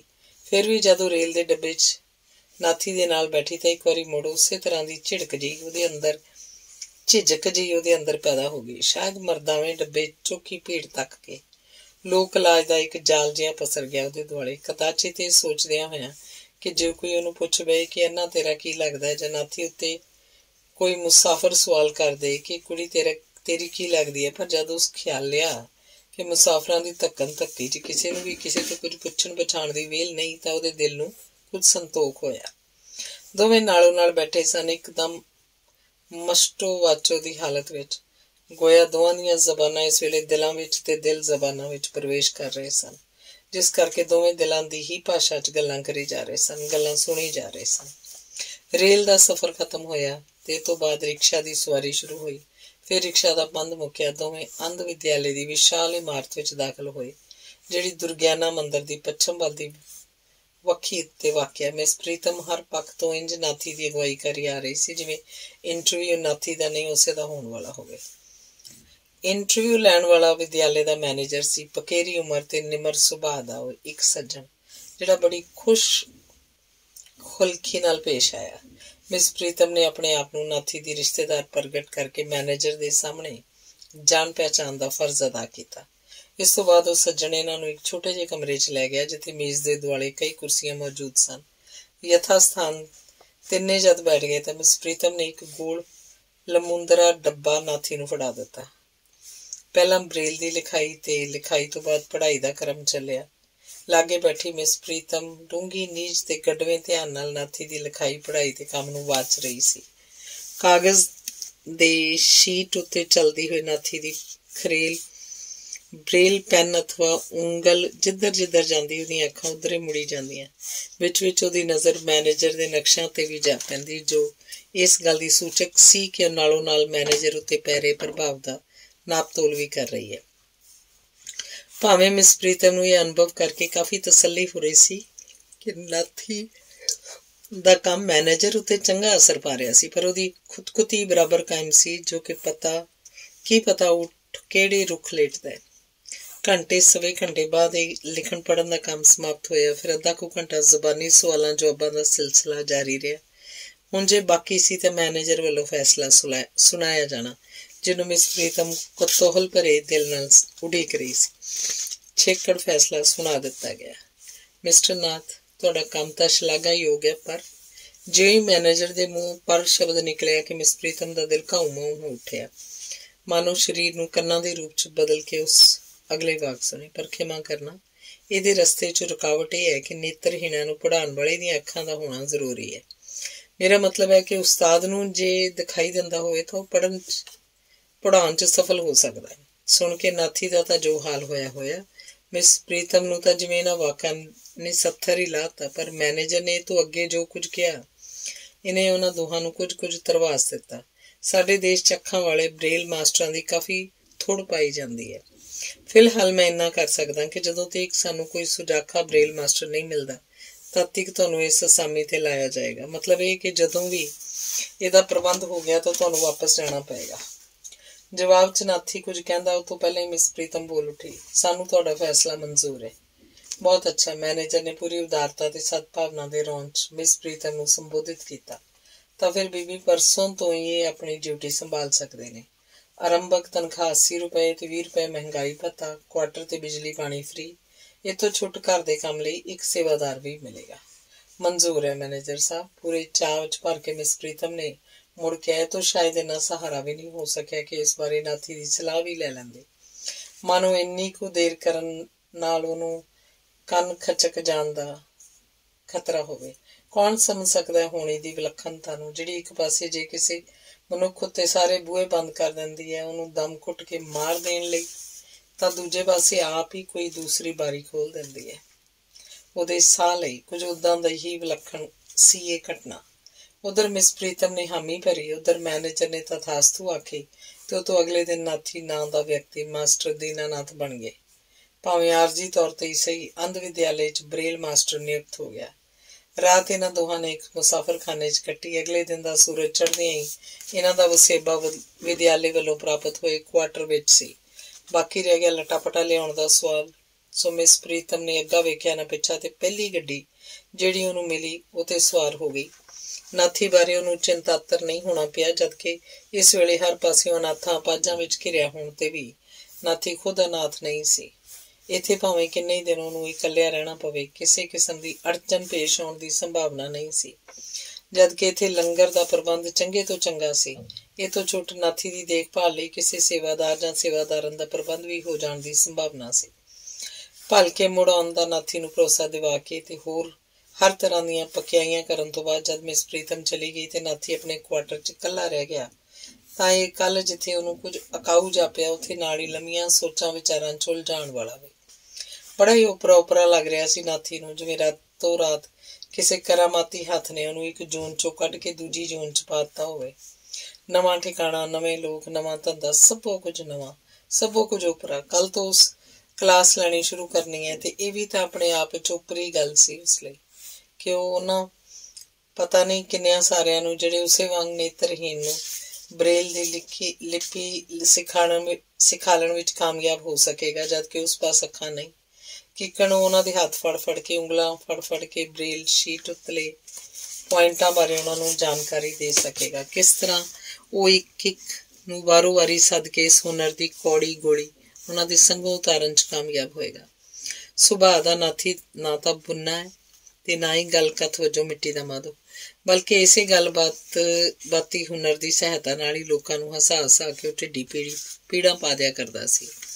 ਤੇ ਉਹਦਾ ਬੋਲਣ ਹੁਨਰ ਇੰਨੇ ਥੋੜੇ ਚਿਰ ਵਿੱਚ ਹੀ ਕਿਤੇ ਜੰਗਾਲਿਆ ਤਾਂ ਨਹੀਂ ਸੀ ਗਿਆ। ਪਹਿਲਾਂ ਜੇ ਉਹ ਨਿਰਾ ਤਨ ਪੇਟ ਦੀ ਖਾਤਰ ਇਸ ਹੁਨਰ ਦੀ ਵਰਤੋਂ ਕਰਦਾ ਸੀ, ਹੁਣ ਤਨ ਪੇਟ ਤੋਂ ਛੁੱਟ ਵਕਾਰ ਲਈ, ਸਨਮਾਨ ਲਈ ਉਹਨੂੰ ਇਸ ਹੁਨਰ ਦੀ ਵਰਤੋਂ ਕਰਨੀ ਕਿਹੜੀ ਮੁਸ਼ਕਿਲ ਹੈ, ਨਾਲੇ ਤਰੱਕੀ। ਤੇ ਸੋਚਦੇ ਨਾਥੀ ਦੀ ਵਿਚਾਰਧਾਰਾ ਇਸ ਤਰੱਕੀ ਸ਼ਬਦ ਉੱਤੇ ਆ ਕੇ ਦੂਸਰੇ ਰੁੱਖ ਹੋ ਗਈ। ਕਾਹਦੀ ਤਰੱਕੀ? ਕਿਸ ਗੱਲ ਦੀ ਤਰੱਕੀ? ਮੈਂ ਤਾਂ ਇੱਥੇ ਕੁਝ ਹੀ ਦਿਨਾਂ ਲਈ ਹਾਂ। ਜਿਉਂ ਹੀ ਕੋਈ ਅੱਖਾਂ ਵਾਲਾ ਬਰੇਲ ਮਾਸਟਰ ਇਹਨਾਂ ਨੂੰ ਮਿਲਿਆ, ਮੇਰਾ ਬਿਸਤਰਾ ਗੋਲ ਹੋ ਜਾਏਗਾ। ਨਾਥੀ ਨੇ ਅਰਮਾਨ ਭਰਿਆ ਇੱਕ ਠੰਡਾ ਸਾਹ ਖਿੱਚਿਆ। ਕਾਸ਼ ਮੇਰੀਆਂ ਅੱਖਾਂ ਹੁੰਦੀਆਂ, ਫਿਰ ਕਿਸ ਦੀ ਮਜਾਲ ਸੀ ਮੈਨੂੰ ਇੱਥੋਂ ਉਖੇੜਨ ਦੀ। ਤਾਂ ਕਿ ਇਹਦਾ ਇਹ ਮਤਲਬ ਹੋਇਆ ਕਿ ਆਪਣੀ ਬੀਬੀ ਜੀ ਲਈ ਸਭ ਕੁਝ ਕਰ ਸਕਣ ਦੀ ਜਿਹੜੀ ਮੈਨੂੰ ਰਤੀ ਮਾਸਾ ਆਸ ਬੱਝੀ ਹੈ, ਛੇਤੀ ਖਤਮ ਹੋ ਜਾਏਗੀ। ਦੂਜੇ ਦਿਨ ਨਿਸ਼ਚਿਤ ਸਮੇਂ ਮਿਸ ਪ੍ਰੀਤਮ ਆਪਣੇ ਤੇ ਨਾਥੀ ਦਾ ਸਮਾਨ ਲੈ ਕੇ ਮੁੜ ਆਈ। ਆਉਂਦਿਆਂ ਹੀ ਸਭ ਕੁਝ ਥਾਂ ਹੀ ਰੱਖਣ ਟਿਕਾਣ ਦੇ ਆਰੇ ਲੱਗ ਗਈ। ਪਰ ਇਹ ਕੰਮ ਤਾਂ ਚੋਖਾ ਵਕਤ ਮੰਗਦਾ ਸੀ। ਉਧਰ ਨਾਥੀ ਨੇ ਅੱਜ ਦੀ ਕਲਾਸ ਲੈਣੀ ਸੀ। ਕੁਆਟਰ ਗੁਜ਼ਾਰੇ ਮਾਫਕ ਚੰਗਾ ਸੀ। 4 ਦੀਵਾਰੀ 'ਚ ਘਿਰੇ ਹੋਏ, ਨਾਲੇ ਨਾਲ 2 ਕਮਰੇ, ਸੱਜੇ ਖੱਬੇ ਰਸੋਈ ਤੇ ਇਸ਼ਨਾਨ ਕਮਰਾ, ਮੂਹਰੇ ਵਰਾਂਡਾ। ਵੱਡੀ ਸਹੂਲਤ ਇਹ ਕਿ ਇੱਥੇ ਪਾਣੀ ਗੇੜਨ ਦਾ ਖਟਰਾਗ ਨਹੀਂ ਸੀ, ਜਦਕਿ ਬਾਥਰੂਮ ਤੇ ਰਸੋਈ ਘਰ 'ਚ ਕਮੇਟੀ ਦੇ ਨਲਕੇ ਮੌਜੂਦ ਸਨ। ਨਾਥੀ ਵਾਂਗ ਹੀ ਮਿਸ ਪ੍ਰੀਤਮ ਵੀ ਅੱਜ ਆਪਣੇ ਅੰਦਰ ਕੁਝ ਪਰਿਵਰਤਨ ਜਿਹਾ ਮਹਿਸੂਸ ਕਰ ਰਹੀ ਸੀ। ਉਹਨੂੰ ਵੀ ਮਕਾਨ ਤੇ ਸ਼ਹਿਰ ਦੀ ਇਹ ਅਦਲਾ ਬਦਲੀ ਕੁਝ ਹੋਰ ਤਰ੍ਹਾਂ ਦੀ ਲੱਗ ਰਹੀ ਸੀ, ਜਿਸ 'ਚ ਉਮਾ ਸੀ, ਉਤਸ਼ਾਹ ਸੀ ਤੇ ਆਤਮ ਤ੍ਰਿਪਤੀ ਵੀ। ਪਰ ਇਹਦੇ ਨਾਲ ਹੋਰ ਵੀ ਕਈ ਕੁਝ ਸੀ, ਕੁਝ ਕੌਤੂਹਲ ਜਿਹਾ, ਕੁਝ ਅਸ਼ੰਕਾ ਜਿਹੀ, ਕੁਝ ਅਸੰਤੋਖ ਜਿਹਾ ਤੇ ਕਿਸੇ ਹੱਦ ਤੱਕ ਆਤਮ ਗਿਲਾਨੀ ਜਿਹੀ ਵੀ। ਨਾਥੀ ਦੀ ਇਹ ਨਿਯੁਕਤੀ ਘੜੀ ਮੁੜੀ ਇਹਨੂੰ ਆਪਣੀ ਉਸ ਨਿਯੁਕਤੀ ਦਾ ਚੇਤਾ ਕਰਵਾ ਰਹੀ ਸੀ ਜਦੋਂ ਪਹਿਲੀ ਵਾਰੀ ਉਹ ਪ੍ਰੀਤੋ ਤੋਂ ਮਿਸ ਪ੍ਰੀਤਮ ਬਣ ਕੇ ਕੰਨਿਆ ਸਕੂਲ 'ਚ ਦਾਖਲ ਹੋਈ ਸੀ। ਤੇ ਇਸ ਤਰ੍ਹਾਂ ਜਿਵੇਂ ਅੱਜ ਨਾਥੀ ਤੋਂ ਮਾਸਟਰ ਦੀਨਾਨਾਥ ਬਣ ਕੇ ਉਹਨੂੰ ਉਸ ਦਿਨ ਦੀ ਯਾਦ ਆ ਰਹੀ ਸੀ ਜਿੱਦਣ ਉਹ ਨਾਥੀ ਸ਼ਰਨਾਰਥੀ ਦੇ ਰੂਪ 'ਚ ਉਹਦੇ ਘਰ 'ਚ ਆ ਵੜਿਆ ਸੀ, ਜਿਵੇਂ ਅੱਜ ਉਹ ਸ਼ਰਨਾਰਥੀ ਬਣ ਕੇ ਨਾਥੀ ਦੇ ਘਰ 'ਚ ਆ ਟਿਕੀ ਹੈ। ਇੱਕ ਉਪਰੇ ਮਰਦ ਦਾ ਉਹਦੇ ਘਰ 'ਚ ਆ ਟਿਕਣਾ ਭਾਵੇਂ ਉਦੋਂ ਵੀ ਮਿਸ ਪ੍ਰੀਤਮ ਨੂੰ ਕਾਫੀ ਖਟਕਿਆ ਸੀ, ਪਰ ਅੱਜ ਜਦ ਕਿ ਇੱਕ ਮੁਟਿਆਰ ਹੁੰਦੀ ਹੋਈ ਉਹ ਖੁਦ ਉਸ ਉਪਰੇ ਮਰਦ ਦੇ ਘਰ 'ਚ ਪਨਾਹ ਲੈ ਰਹੀ ਸੀ ਤਾਂ ਉਹਦੇ ਅਹਿਸਾਸ ਨਾਲ ਕੀਕਣ ਦਾ ਹੋ ਰਿਹਾ ਸੀ ਉਹਦਾ ਮਨ। ਆਖਿਰ ਕੀ ਲੱਗਦਾ ਸੀ ਨਾਥੀ ਉਹਦਾ? ਕੁਝ ਵੀ ਤਾਂ ਨਹੀਂ। ਤੇ ਜੇ ਕੁਝ ਵੀ ਨਹੀਂ ਲੱਗਦਾ ਤਾਂ ਫੇਰ ਤਾਂ ਲੋਕੀ ਤੇ ਨਾ ਜਾਣੀਏ ਕਿੰਨਾ ਹੀ ਕੁਝ ਸੋਚਦੀ ਚਲੀ ਗਈ। ਉਹਦੀਆਂ ਇਹਨਾਂ ਸੋਚਾਂ ਵਿੱਚ ਜਿਹੜੀ ਸੋਚ ਜਾਂ ਜਿਹੜੀ ਯਾਦ ਸੱਪ ਬਿੱਛੂ ਬਣ ਕੇ ਉਹਨੂੰ ਡੰਗ ਰਹੀ ਸੀ, ਇਹ ਸਨ ਉਹੀ ਉਸ ਦਿਨ ਵਾਲੀ ਹੈਡਮਿਸਟਰਸ ਦੇ ਕਹੇ ਹੋਏ ਵਾਕ, ਜਾਂ ਉਨੀ ਦਿਨੀ ਸਕੂਲ ਦੀ ਫਿਜ਼ਾ 'ਚ ਗੂੰਜਦੀ ਰੱਬ ਮਿਲਾਈ ਜੋੜੀ ਵਾਲੀ ਉਹ ਕਲੇਜਾ ਚੀਰਵੀਂ ਕਹਾਵਤ। ਕਦੀ ਉਤਸ਼ਾਹ, ਕਦੀ ਸਿਥਲਤਾ, ਕਦੀ ਚੜ੍ਹਦੀ ਕਲਾ, ਕਦੀ ਢਹਿੰਦੀ ਕਲਾ, ਕਦੀ ਖੇੜਾ, ਕਦੀ ਮੁਰਝਾਹਟ। ਇਸੇ ਕਿਸਮ ਦੇ ਪਰਸਪਰ ਵਿਰੋਧੀ ਉਦਗਾਰਾਂ ਵਿੱਚ ਭੌਂ ਭਟਕ ਰਿਹਾ ਸੀ ਇਸ ਵੇਲੇ ਮਿਸ ਪ੍ਰੀਤਮ ਦਾ ਮਨ। ਪਰ ਇਸ ਦੁਬਦਾ ਦੀ ਸਥਿਤੀ ਵਿੱਚ ਵੀ ਉਹਦੀ ਕਾਰਜ ਸ਼ਮਤਾ ਸਥਿਰ ਨਹੀਂ ਸੀ ਹੋਈ। ਨਾਥੀ ਨੂੰ ਉਹਨੇ ਖਵਾਇਆ ਪਿਆਇਆ। ਨਾਥੀ ਦੇ ਕੱਪੜੇ ਜਿਹੜੇ ਉਹਨੇ ਇਸੇ ਮਤਲਬ ਲਈ ਧੋ ਸਵਾਰ ਕੇ ਰੱਖੇ ਸਨ, ਪਹਿਨਾਉਣ ਤੋਂ ਬਾਅਦ ਉਹਦੇ ਨਾਲ ਹੋ ਤੁਰੀ ਜਦੋਂ ਕਲਾਸ ਦਾ ਵਕਤ ਹੋਇਆ। ਇਸ ਵਿਚਾਲੇ ਇਹਨਾਂ ਦੋਹਾਂ 'ਚ ਗੱਲਾਂ ਕਥਾਂ ਅੱਜ ਓਨੀਆਂ ਨਹੀਂ ਹੋਈਆਂ ਜਿੰਨੀਆਂ ਇਸ ਅਵਸਰ ਤੇ ਹੋਣੀਆਂ ਚਾਹੀਦੀਆਂ ਸਨ। ਜੇ ਕੋਈ ਗੱਲ ਛਿੜੀ ਵੀ ਤਾਂ ਬਿਨਾਂ ਕਿਸੇ ਪ੍ਰਸ਼ਨੋਤਰੀ ਤੋਂ ਹੀ ਖਤਮ। ਇੱਕ ਅਜੀਬ ਕਿਸਮ ਦੀ ਗੰਭੀਰਤਾ ਜਿਹੀ ਛਾਈ ਹੋਈ ਸੀ। ਆਪੋ ਆਪਣੀ ਥਾਂ ਦੋਹਾਂ ਉੱਤੇ, ਜਿਵੇਂ ਅੱਜ ਕਿਸੇ ਨੂੰ ਵੀ ਕਿਸੇ ਵੱਲ ਧਿਆਨ ਦੇਣ ਦੀ ਵੇਲ ਨਾ ਹੋਵੇ। ਇੱਦਾਂ ਦੀਆਂ ਪ੍ਰਸਥਿਤੀਆਂ 'ਚ ਸ਼ਾਇਦ ਮਨੁੱਖ ਦੀ ਬੋਲਣ ਸ਼ਕਤੀ ਨੂੰ ਸੋਚਣ ਸ਼ਕਤੀ ਬਾਰੇ ਦਬਾ ਲਿਆ ਕਰਦੀ ਹੈ। ਅੰਗ 38ਵਾਂ। ਨਾਥੀ ਨੇ ਆਪਣਾ ਕੰਮ ਸੰਭਾਲਿਆ। ਆਸ਼ਰਮ ਦੇ ਨਿਯਮਾਂ ਅਨੁਸਾਰ ਨੇਤਰਹੀਣਾਂ ਲਈ ਵਿਦਿਆਰਥੀ ਹੋਵੇ ਭਾਵੇਂ ਅਧਿਆਪਕ, ਜੋ ਰਿਆਇਤਾਂ ਨਿਸ਼ਚਿਤ ਸਨ, ਨਾਥੀ ਵੀ ਉਹਨਾਂ ਦਾ ਅਧਿਕਾਰੀ ਸੀ। ਜਿਵੇਂ ਆਉਣ ਜਾਣ ਅਥਵਾ ਕੰਮ ਧੰਦੇ ਲਈ ਕਿਸੇ ਸੁਜਾਖੀ ਸੇਵਾਦਾਰ ਦੀ ਸੇਵਾ, ਬਾਹਰ ਅੰਦਰ ਜਾਣ ਲਈ ਸਵਾਰੀ ਦਾ ਪ੍ਰਬੰਧ। ਫਿਰ ਨਾਥੀ ਦੀਆਂ ਸਹੂਲਤਾਂ 'ਚ ਤਾਂ ਹੋਰ ਵੀ ਵਾਧਾ ਹੋ ਗਿਆ ਜਦੋਂ ਉਹਦੀਆਂ ਵਾਲਾਂ ਚੁੱਕਣ ਵਾਲੀ ਮਿਸ ਪ੍ਰੀਤਮ ਵੀ ਮੌਜੂਦ ਸੀ। ਕਹਿਣਾ ਨਹੀਂ ਹੋਏਗਾ ਕਿ ਇਸ ਸਥਿਤੀ 'ਚ ਮਿਸ ਪ੍ਰੀਤਮ ਦੇ ਕਰਨ ਲਈ ਕੁਝ ਵੀ ਕੰਮ ਨਹੀਂ ਸੀ। ਇੱਥੋਂ ਤੱਕ ਕਿ ਉਹਨੂੰ ਆਪਣੀ ਰੋਟੀ ਵੀ ਨਹੀਂ ਸੀ ਬਣਾਉਣੀ ਪੈਂਦੀ, ਜਦਕਿ ਨਿਯਮਾਂ ਅਨੁਸਾਰ ਆਸ਼ਰਮ ਵਿੱਚ ਰਹਿ ਰਹੇ ਨੇਤਰਹੀਣਾਂ ਦੇ ਸੰਬੰਧੀ ਨਾ ਮਾਤਰ ਖਰਚ ਦੇ ਕੇ ਲੰਗਰ ਦਾ ਖਾਣਾ ਪ੍ਰਾਪਤ ਕਰ ਸਕਦੇ ਸਨ। ਸਭੋ ਕੁਝ ਮਨ ਮਰਜ਼ੀ ਅਨੁਸਾਰ, ਸਗੋਂ ਕਈਆਂ ਹਾਲਤਾਂ ਵਿੱਚ ਤਾਂ ਮਨ ਮਰਜ਼ੀ ਨਾਲੋਂ ਵੀ ਵੱਧ ਕੇ ਸੀ, ਜਿਹਦੇ ਅਨੁਰੂਪ ਨਾਥੀ ਦੀ ਸੰਤੁਸ਼ਟਤਾ ਨੂੰ ਇੰਤਹਾਈ ਦਰਜੇ ਤੇ ਪਹੁੰਚ ਜਾਣਾ ਚਾਹੀਦਾ ਸੀ। ਪਰ ਨਾਥੀ ਦੇ ਰੰਗ ਢੰਗ ਤੋਂ ਐਸਾ ਜਾਪਦਾ ਨਹੀਂ ਸੀ। ਮਸ਼ੀਨ ਵਾਂਗੂ ਮਿੱਥਵੇਂ ਵਕਤ ਤੇ ਜਾਗਦਾ ਅਥਵਾ ਮਿਸ ਪ੍ਰੀਤਮ ਉਹਨੂੰ ਜਗਾਉਂਦੀ। ਠੀਕ ਵਕਤ ਸਿਰ ਦੋਹਾਂ ਲਈ ਖਾਣਾ ਆ ਜਾਂਦਾ, ਚਾਹ ਆ ਜਾਂਦੀ ਜਾਂ ਮਿਸ ਪ੍ਰੀਤਮ ਆਪ ਜਾ ਕੇ ਲੰਗਰੋਂ ਲੈ ਆਉਂਦੀ। ਠੀਕ ਵਕਤ ਸਿਰ ਨਾਥੀ ਨੂੰ ਕਲਾਸ ਵਿੱਚ ਲੈ ਜਾਣ ਲਈ ਸੇਵਾਦਾਰ ਆਪ ਮੌਜੂਦ ਹੁੰਦਾ। ਛੁੱਟੀ ਹੁੰਦੇ ਹੀ ਉਹਨੂੰ ਵਾਪਸ ਛੱਡ ਜਾਂਦਾ। ਕਲਾਸ ਦੇ ਕੰਮ 'ਚ ਭਾਵੇਂ ਨਾਥੀ ਲਈ ਕੁਝ ਆਰੰਭਕ ਔਕੜਾਂ ਹੈ ਸਨ, ਪਰ ਇਹ ਤਾਂ ਹਰ ਕਿਸੇ ਲਈ ਨਵੇਂ ਥਾਂ ਜਾ ਕੇ ਹੋਇਆ ਹੀ ਕਰਦੀਆਂ ਨੇ। ਵੈਸੇ ਸਭੋ ਕੁਝ ਠੀਕ ਵੀ ਚੱਲ ਰਿਹਾ ਸੀ, ਪਰ ਇਸ ਠੀਕ ਚੱਲ ਰਹੇ 'ਚ ਕਿਤੇ ਨਾ ਕਿਤੇ ਕੁਝ ਨਾ ਠੀਕ ਵੀ ਹੈ। ਇਹਦਾ ਕੋਈ ਅਣਸਮਝਿਆ ਜਿਹਾ ਅਹਿਸਾਸ ਕਿਸੇ ਵੇਲੇ ਨਾਥੀ ਨੂੰ ਕੁਝ ਉਦਾਸ ਜਿਹਾ, ਕੁਝ ਉਤਸ਼ਾਹਹੀਣ ਜਿਹਾ ਕਰ ਦਿੰਦਾ। ਮਿਸ ਪ੍ਰੀਤਮ ਦੇ ਵਰਤਾਓ 'ਚ ਉਹਨੂੰ ਕੋਈ ਘਾਟ ਜਾਂ ਤਬਦੀਲੀ ਨਹੀਂ ਸੀ ਜਾਪ ਰਹੀ। ਪਹਿਲਾਂ ਵਾਂਗ ਹੀ ਉਸ ਲਈ ਜਿੰਨਾ ਕੁਝ ਸੇਵਾਦਾਰ ਦੇ ਕਰਨ ਤੋਂ ਬਚਦਾ ਕਰੀ ਜਾ ਰਹੀ ਸੀ। ਪਹਿਲਾਂ ਵਾਂਗ ਹੀ ਉਸ ਪ੍ਰਤੀ ਸਨੇਹ ਸਤਿਕਾਰ ਸੀ। ਮਿਸ ਪ੍ਰੀਤਮ ਦੇ ਦਿਲ 'ਚ ਸਭ ਕੁਝ ਉਵੇਂ ਜਿਵੇਂ। ਫਿਰ ਵੀ ਨਾਥੀ ਦੀ ਇਹ ਹਾਲਤ ਕਿਉਂ? ਸਪਸ਼ਟ ਤੌਰ ਤੇ ਭਾਵੇਂ ਨਾਥੀ ਦੀ ਸਮਝ ਨਾ ਆ ਰਿਹਾ ਹੋਵੇ, ਪਰ ਇੰਨੀ ਗੱਲ ਤਾਂ ਨਿਰਵਿਵਾਦ ਸੀ ਕਿ ਉਹਦੀ ਉਦਾਸੀ ਜਾਂ ਉਪਰਾਮਤਾ ਦਾ ਕਾਰਨ ਮਿਸ ਪ੍ਰੀਤਮ ਤੋਂ ਬਿਨਾਂ ਹੋਰ ਕੋਈ ਨਹੀਂ ਸੀ। ਨਾਥੀ ਦੇ ਮਨ ਦੀ ਇਸ ਬਦ ਅਮਨੀ ਵਿੱਚ ਦਿਨੋਂ ਦਿਨ ਵਾਧਾ ਹੋਈ ਜਾ ਰਿਹਾ ਸੀ। ਇੱਕ ਪਾਸੇ ਤਾਂ ਉਹਦੀ ਹੁਨਰ ਚਾਤਰੀ ਤੋਂ ਆਸ਼ਰਮ ਵਾਸੀ ਪ੍ਰਭਾਵਿਤ ਸਨ, ਉਹਦੇ ਚੇਲੇ ਬਾਲੇ ਵੀ ਖੁਸ਼ ਸਨ। ਉਹਦੀ ਜਾਣ ਪਛਾਣ ਦਾ, ਉਹਦੇ ਆਦਰ ਸਤਿਕਾਰ ਦਾ ਦਾਇਰਾ ਚੌੜਾ ਹੋਈ ਜਾ ਰਿਹਾ ਸੀ। ਬ੍ਰੇਲ ਲਿਪੀ ਸਿਖਾਉਣ ਦੀ ਉਹਦੀ ਮੁਹਾਰਤ ਵੱਧ ਰਹੀ ਕਰਕੇ ਉਹਦੀਆਂ ਵਕਤੀ ਅੜਚਣਾਂ ਵੀ ਘਟੀ ਜਾ ਰਹੀਆਂ ਸਨ।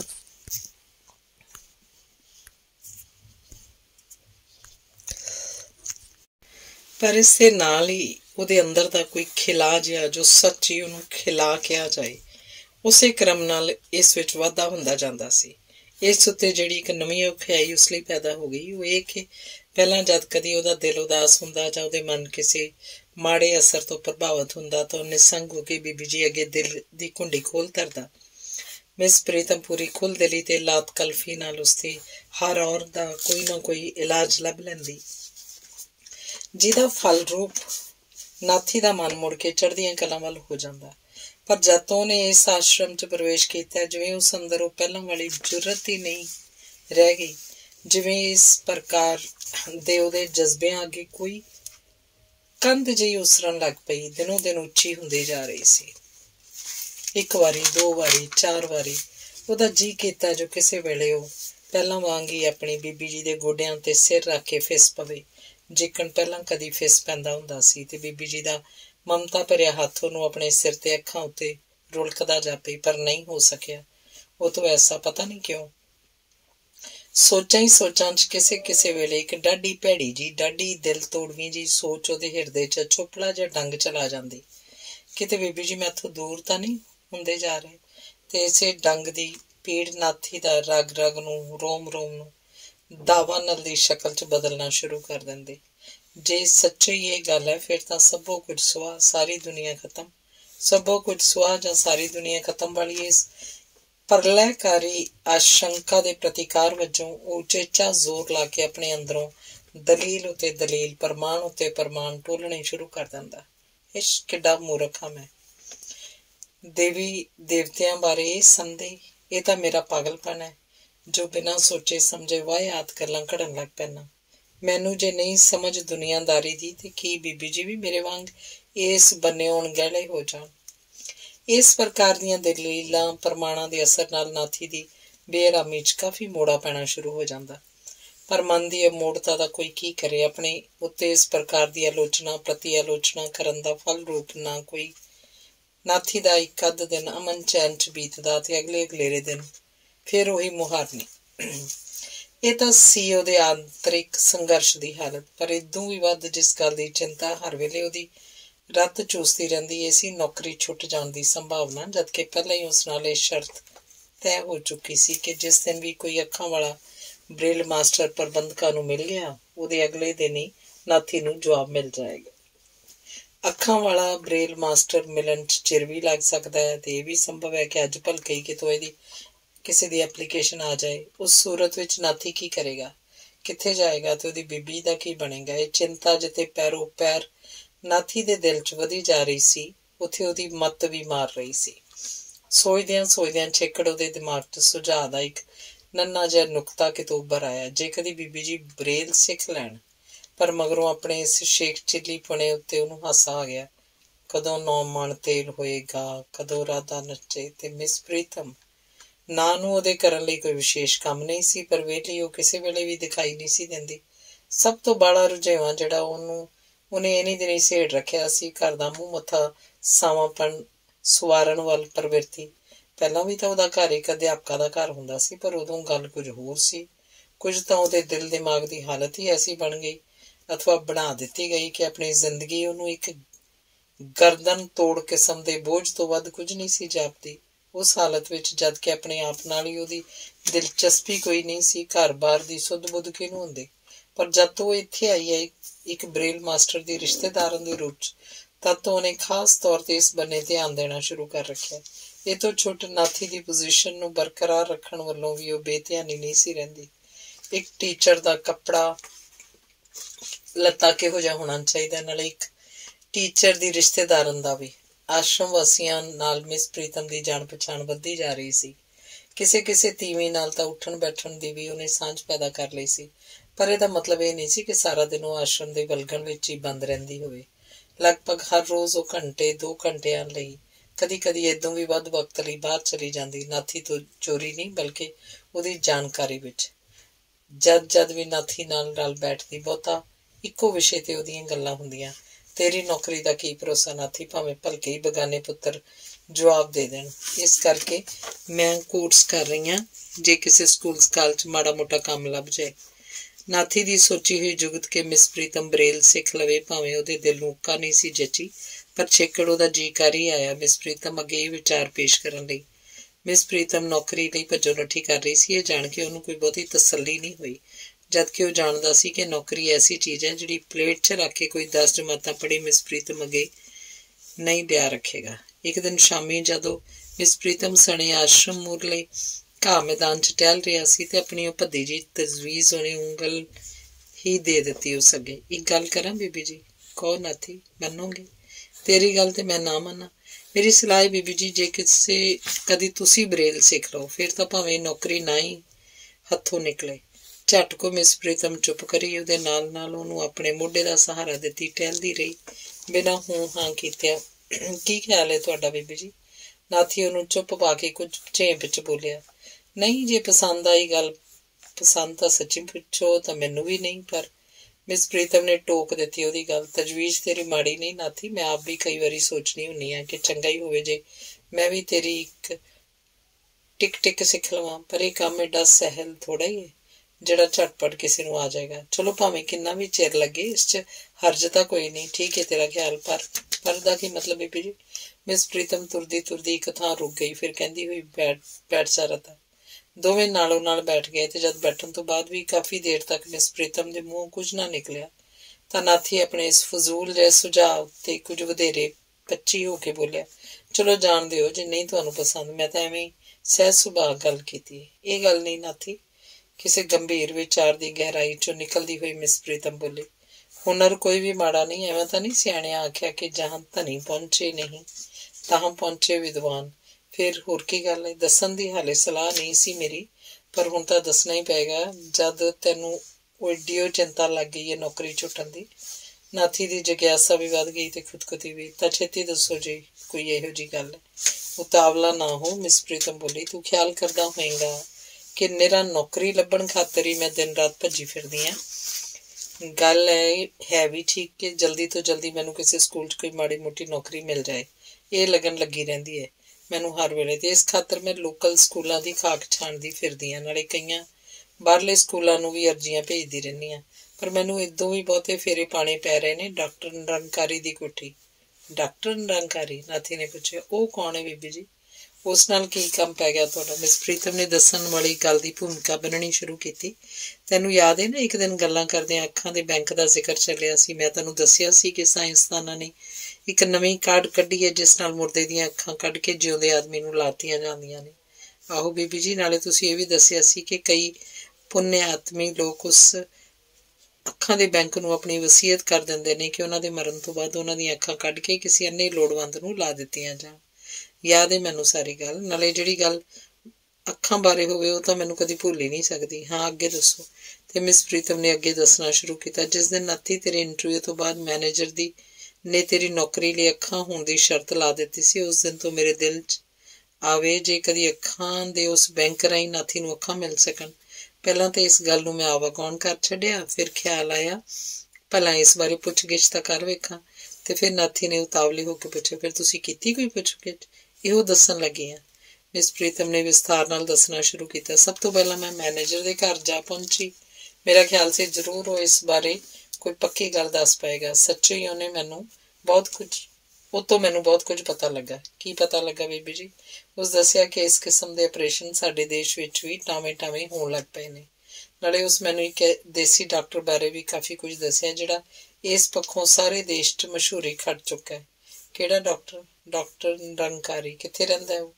इसे शहर च अखां दे हस्पताल का सब तो वड्डा डॉक्टर है। मैनेजर दसदा सी कि अज तक ऑपरेशनां नाल हज़ारां बेनैणियां नूं अखां दे चुका है, पर उहदे ऑपरेशन नाल उही अखां ठीक हो सकदियां ने जिन्हां दी नज़र मोतीए जां किसी होर बीमारी करके जांदी रही होए। नाथी दी आवाज़ च निराश सी। पर मैं तां बीबी जी जमांदरू अन्ना दस जो चुकी तैनू कि नवें साइंस ढंग नाल जमांदरू अन्निਆਂ दे मत्थे विच दूसरिਆਂ ਦੀਆਂ ਅੱਖਾਂ ਫਿੱਟ ਕੀਤੀਆਂ ਜਾਂਦੀਆਂ ਨੇ। ਪਰ ਤੁਸੀਂ ਬੀਬੀ ਜੀ ਉਦਣ ਇਹ ਵੀ ਤਾਂ ਦੱਸਿਆ ਸੀ ਕਿ ਇਲਾਜ ਬੜਾ ਹੀ ਮਹਿੰਗਾ ਹੈ। ਤੂੰ ਮੈਨੂੰ ਗੱਲ ਤਾਂ ਖਤਮ ਕਰ ਲੈਣ ਦੇ। ਮਿਸ ਪ੍ਰੀਤਮ ਜ਼ਰਾ ਕਰੜਾਈ 'ਚ ਬੋਲੀ। ਇਹ ਤਾਂ ਮੈਂ ਵੀ ਜਾਣਦੀ ਹਾਂ, ਫਿਰ ਵੀ ਦਿਲ 'ਚ ਆਈ ਜੋ ਕੀ ਹਰਜ਼ੀ ਜੇ ਇੱਕ ਵਾਰੀ ਡਾਕਟਰ ਨਿਰੰਕਾਰੀ ਨੂੰ ਮਿਲ ਵੇਖਾਂ। ਮੈਨੇਜਰ ਜੋ ਦੱਸਦਾ ਸੀ ਕਿ ਡਾਕਟਰ ਨਿਰੰਕਾਰੀ ਨੂੰ ਲੋਕੀ ਦੁਖੀ ਗਰੀਬ ਦਾ ਮਾਈ ਬਾਪ ਕਹਿੰਦੇ ਨੇ। ਉਸ ਬਾਰੇ ਮਸ਼ਹੂਰ ਹੈ ਕਿ ਅਣਸਰਦਿਆਂ ਪਾਸੋਂ ਫੀਸ ਤੱਕ ਨਹੀਂ ਲੈਂਦਾ, बल्कि कई गरीबों के घर जा जाके मुफ्त इलाज करता है। मैं सोचा की पता इहो जे परोपकारी पासों इस मामले च कोई मदद मिल सके। अच्छा फिर तुसी मिले डॉक्टर निरंकारी नूं? एक छड़ कई बार हो आई हाँ उहदी कोठी। डरदी डरदी गई सा जो एडा वड्डा आदमी पता नहीं मुलाकात लई वक्त भी ना देवे, ते जे देवेगा भी ते खौरे सीधे मूंह गल ही ना करे ते मेरे वर्गी नाल। पर उत्थे जाके पता लगा कि मैनेजर ने सच ही आख्या सी उस बारे। सच्ची मैनू तां डॉक्टर निरंकारी सचमुच निरंकार दा रूप जापिया। इंज पेश आया जिवें कोई प्यो अपनी दुखी धी नाल सच किसे आख्या। दिल दिलां दे साखी हुंदे ने, जां खौरे उहदा प्रभाव भी कुछ ऐसा सी जो बिना झिझक तो मैं अपने दिल दियां चारे कन्नियां खोल के उहदे अगे रख दित्तियां। नाले तेरी बाबत भी रती रवाल सबो कुछ ते ओह। नाथी बेसबरा होके विच ही बोल उठिया। पर बीबी जी जिस मतलब लई तुसीं गए सी उस बारे भी कुछ आस बझी तुहानू? क्यों नहीं? मिस प्रीतम ने अगे दसना शुरू किया। बल्कि बहुत सारी। जे ना बजदी तां की लोड़ सी घड़ी मुड़ी फेरे पाउण दी। जिन्नी वेर भी गई मेरी आस होर पक्की हुंदी गई। मैनूं जापण लगा जो नाथी नूं अखां मिलियां कि नाथी दी जग्यासा ते तीव्रता इस सीमा तक वध गई कि पूरी गल सुणन जोगा सबर भी नहीं रहा उस च। बेतहाशा उन्हें कहंदे होए हथ वधा के मिस प्रीतम दे हथ फड़ लए। सचमुच बीबी जी किते सुपने दीयां गल्लां तां नहीं पे करदे? झल ना खिलारिया कर। मिठी जी ताड़ना दे के लहजे च कहंदियां मिस प्रीतम ने उहदे हत्थां विचों अपने हथ खिच लए। थां कुथां वेखीदा छुदा गया। नाथी आत्म गलानी नाल भर उठिया। इस ताड़ना नूं सुण के ते उहदी ये मनोवस्था मिस प्रीतम तो गुझी नहीं रही। ਉਹਦੇ दिल ते चोट लगी है ख्याल करती हुई ਉਹ गहरी ममता ਦੇ रंग च बोली। घबरा क्यों गया? किसी नहीं तक्या। मैं तो उंज कहा जो अगे किहड़ी घट हो चुकी है तेरे मेरे नाल। सियाणियां दा कहना है जहान दे कंडे तां नहीं हुंजे जा सकते, बंदे नूं अपने पैरीं जुत्ती रखनी चाहिदी है। बेचारा नाथी की करे। एक तां आदत तो मजबूर, दूजा मिस प्रीतम नाल पै चुकी खुली सांझ दा असर। कि जद कदे भी अपनी बीबी जी की अपनी प्रति गहरी ममता या सहानुभूति का कोई करिश्मा अनुभव हुंदा कि सचमुच ही वह झल के लारन ते उतारू हो जाया करदा। इस वेले भी कुछ इदां ही गल बन गई सी उस नाल, जिस करके वह झल के लारन वाली क्रिया कर बैठा सी। शायद भावावेश के असर हेठ वो भुल गया सी कि यह मलेरकोटला नहीं अमृतसर है, अथवा इस वेले वो किसी कमरे अंदर नहीं बल्कि बाहर खुले थावे बैठा है। मिस प्रीतम ने महसूस किया कि अजे तक भी नाथी का मन पूरे तौर पर आरास्ता नहीं होया। तो एक बारी फिर वो पुचकारण वर्गे लहजे च बोली, डुब्बू क्यों पैन लग पे झलिया? मैं कहनी हाँ किसी ने तकिया, हनेरा हो गया। नाथी मुड़ अपने आपे च आ गया। उधर मिस प्रीतम अपनी व्याख्या की टुटी हुई तंद नूं मुड़ गंढदी हुई उन्होंने सुनाण लगी कि सारी विथ्या सुनाण तो बाद डॉक्टर निरंकारी पास उन्होंने किस किस्म का प्रोत्साहन मिलिया ते तो अगलियां मुलाकातां दे अंतर्गत भी की कुछ होया। ये सारा कुछ दस चुकण तो बाद उन्हें जिहड़ी सब तो वड्डी खुशखबरी सुनाई, इनू सुन के तो नाथी उछल ही उठिया। खुशी जाके ते अनायासी एक बारी मुड़ उही झल खलारन दी उकसाहट उस अंदर जाग उठी, हथ जां पैर फड़न दी अथवा पैरां उत्ते सिर रख देण दी। पर पहली ताड़ना का असर शायद अजे तक उस उत्ते कायम सी, जिस करके उहदा झल केवल गुमसुम हो जाण जां अखां विच गिल लै आउण तक ही सीमित रह गया। चल हुण चलीए, नेरा हो गया। कहंदियां जद मिस प्रीतम उठ खड़ोती तो नाथी नूं लगा जिवें अमृत दी नैं विच तारियां लांदियां किसी ने उहनूं कंढे वल आउण दा आदेश दिता होवे। ते फिर जद एक हथ विच सोटी फड़ी ते दूजा हथ मिस प्रीतम दे मोढे ते टिकाई वो क्वार्टर वल तुरिया तो उहनूं लगा जिवें ਉਹਦੇ जुगां जुगांतरां तो चले आ रहे अंधकारमई संसार नूं प्रकाशमान करन लई डॉक्टर निरंकारी नां दा कोई नूरी फरिश्ता चंद जां सूरज नालों एक वड्डा सारा टुकड़ा तोड़ के धरती ते उतरिया आ रहा।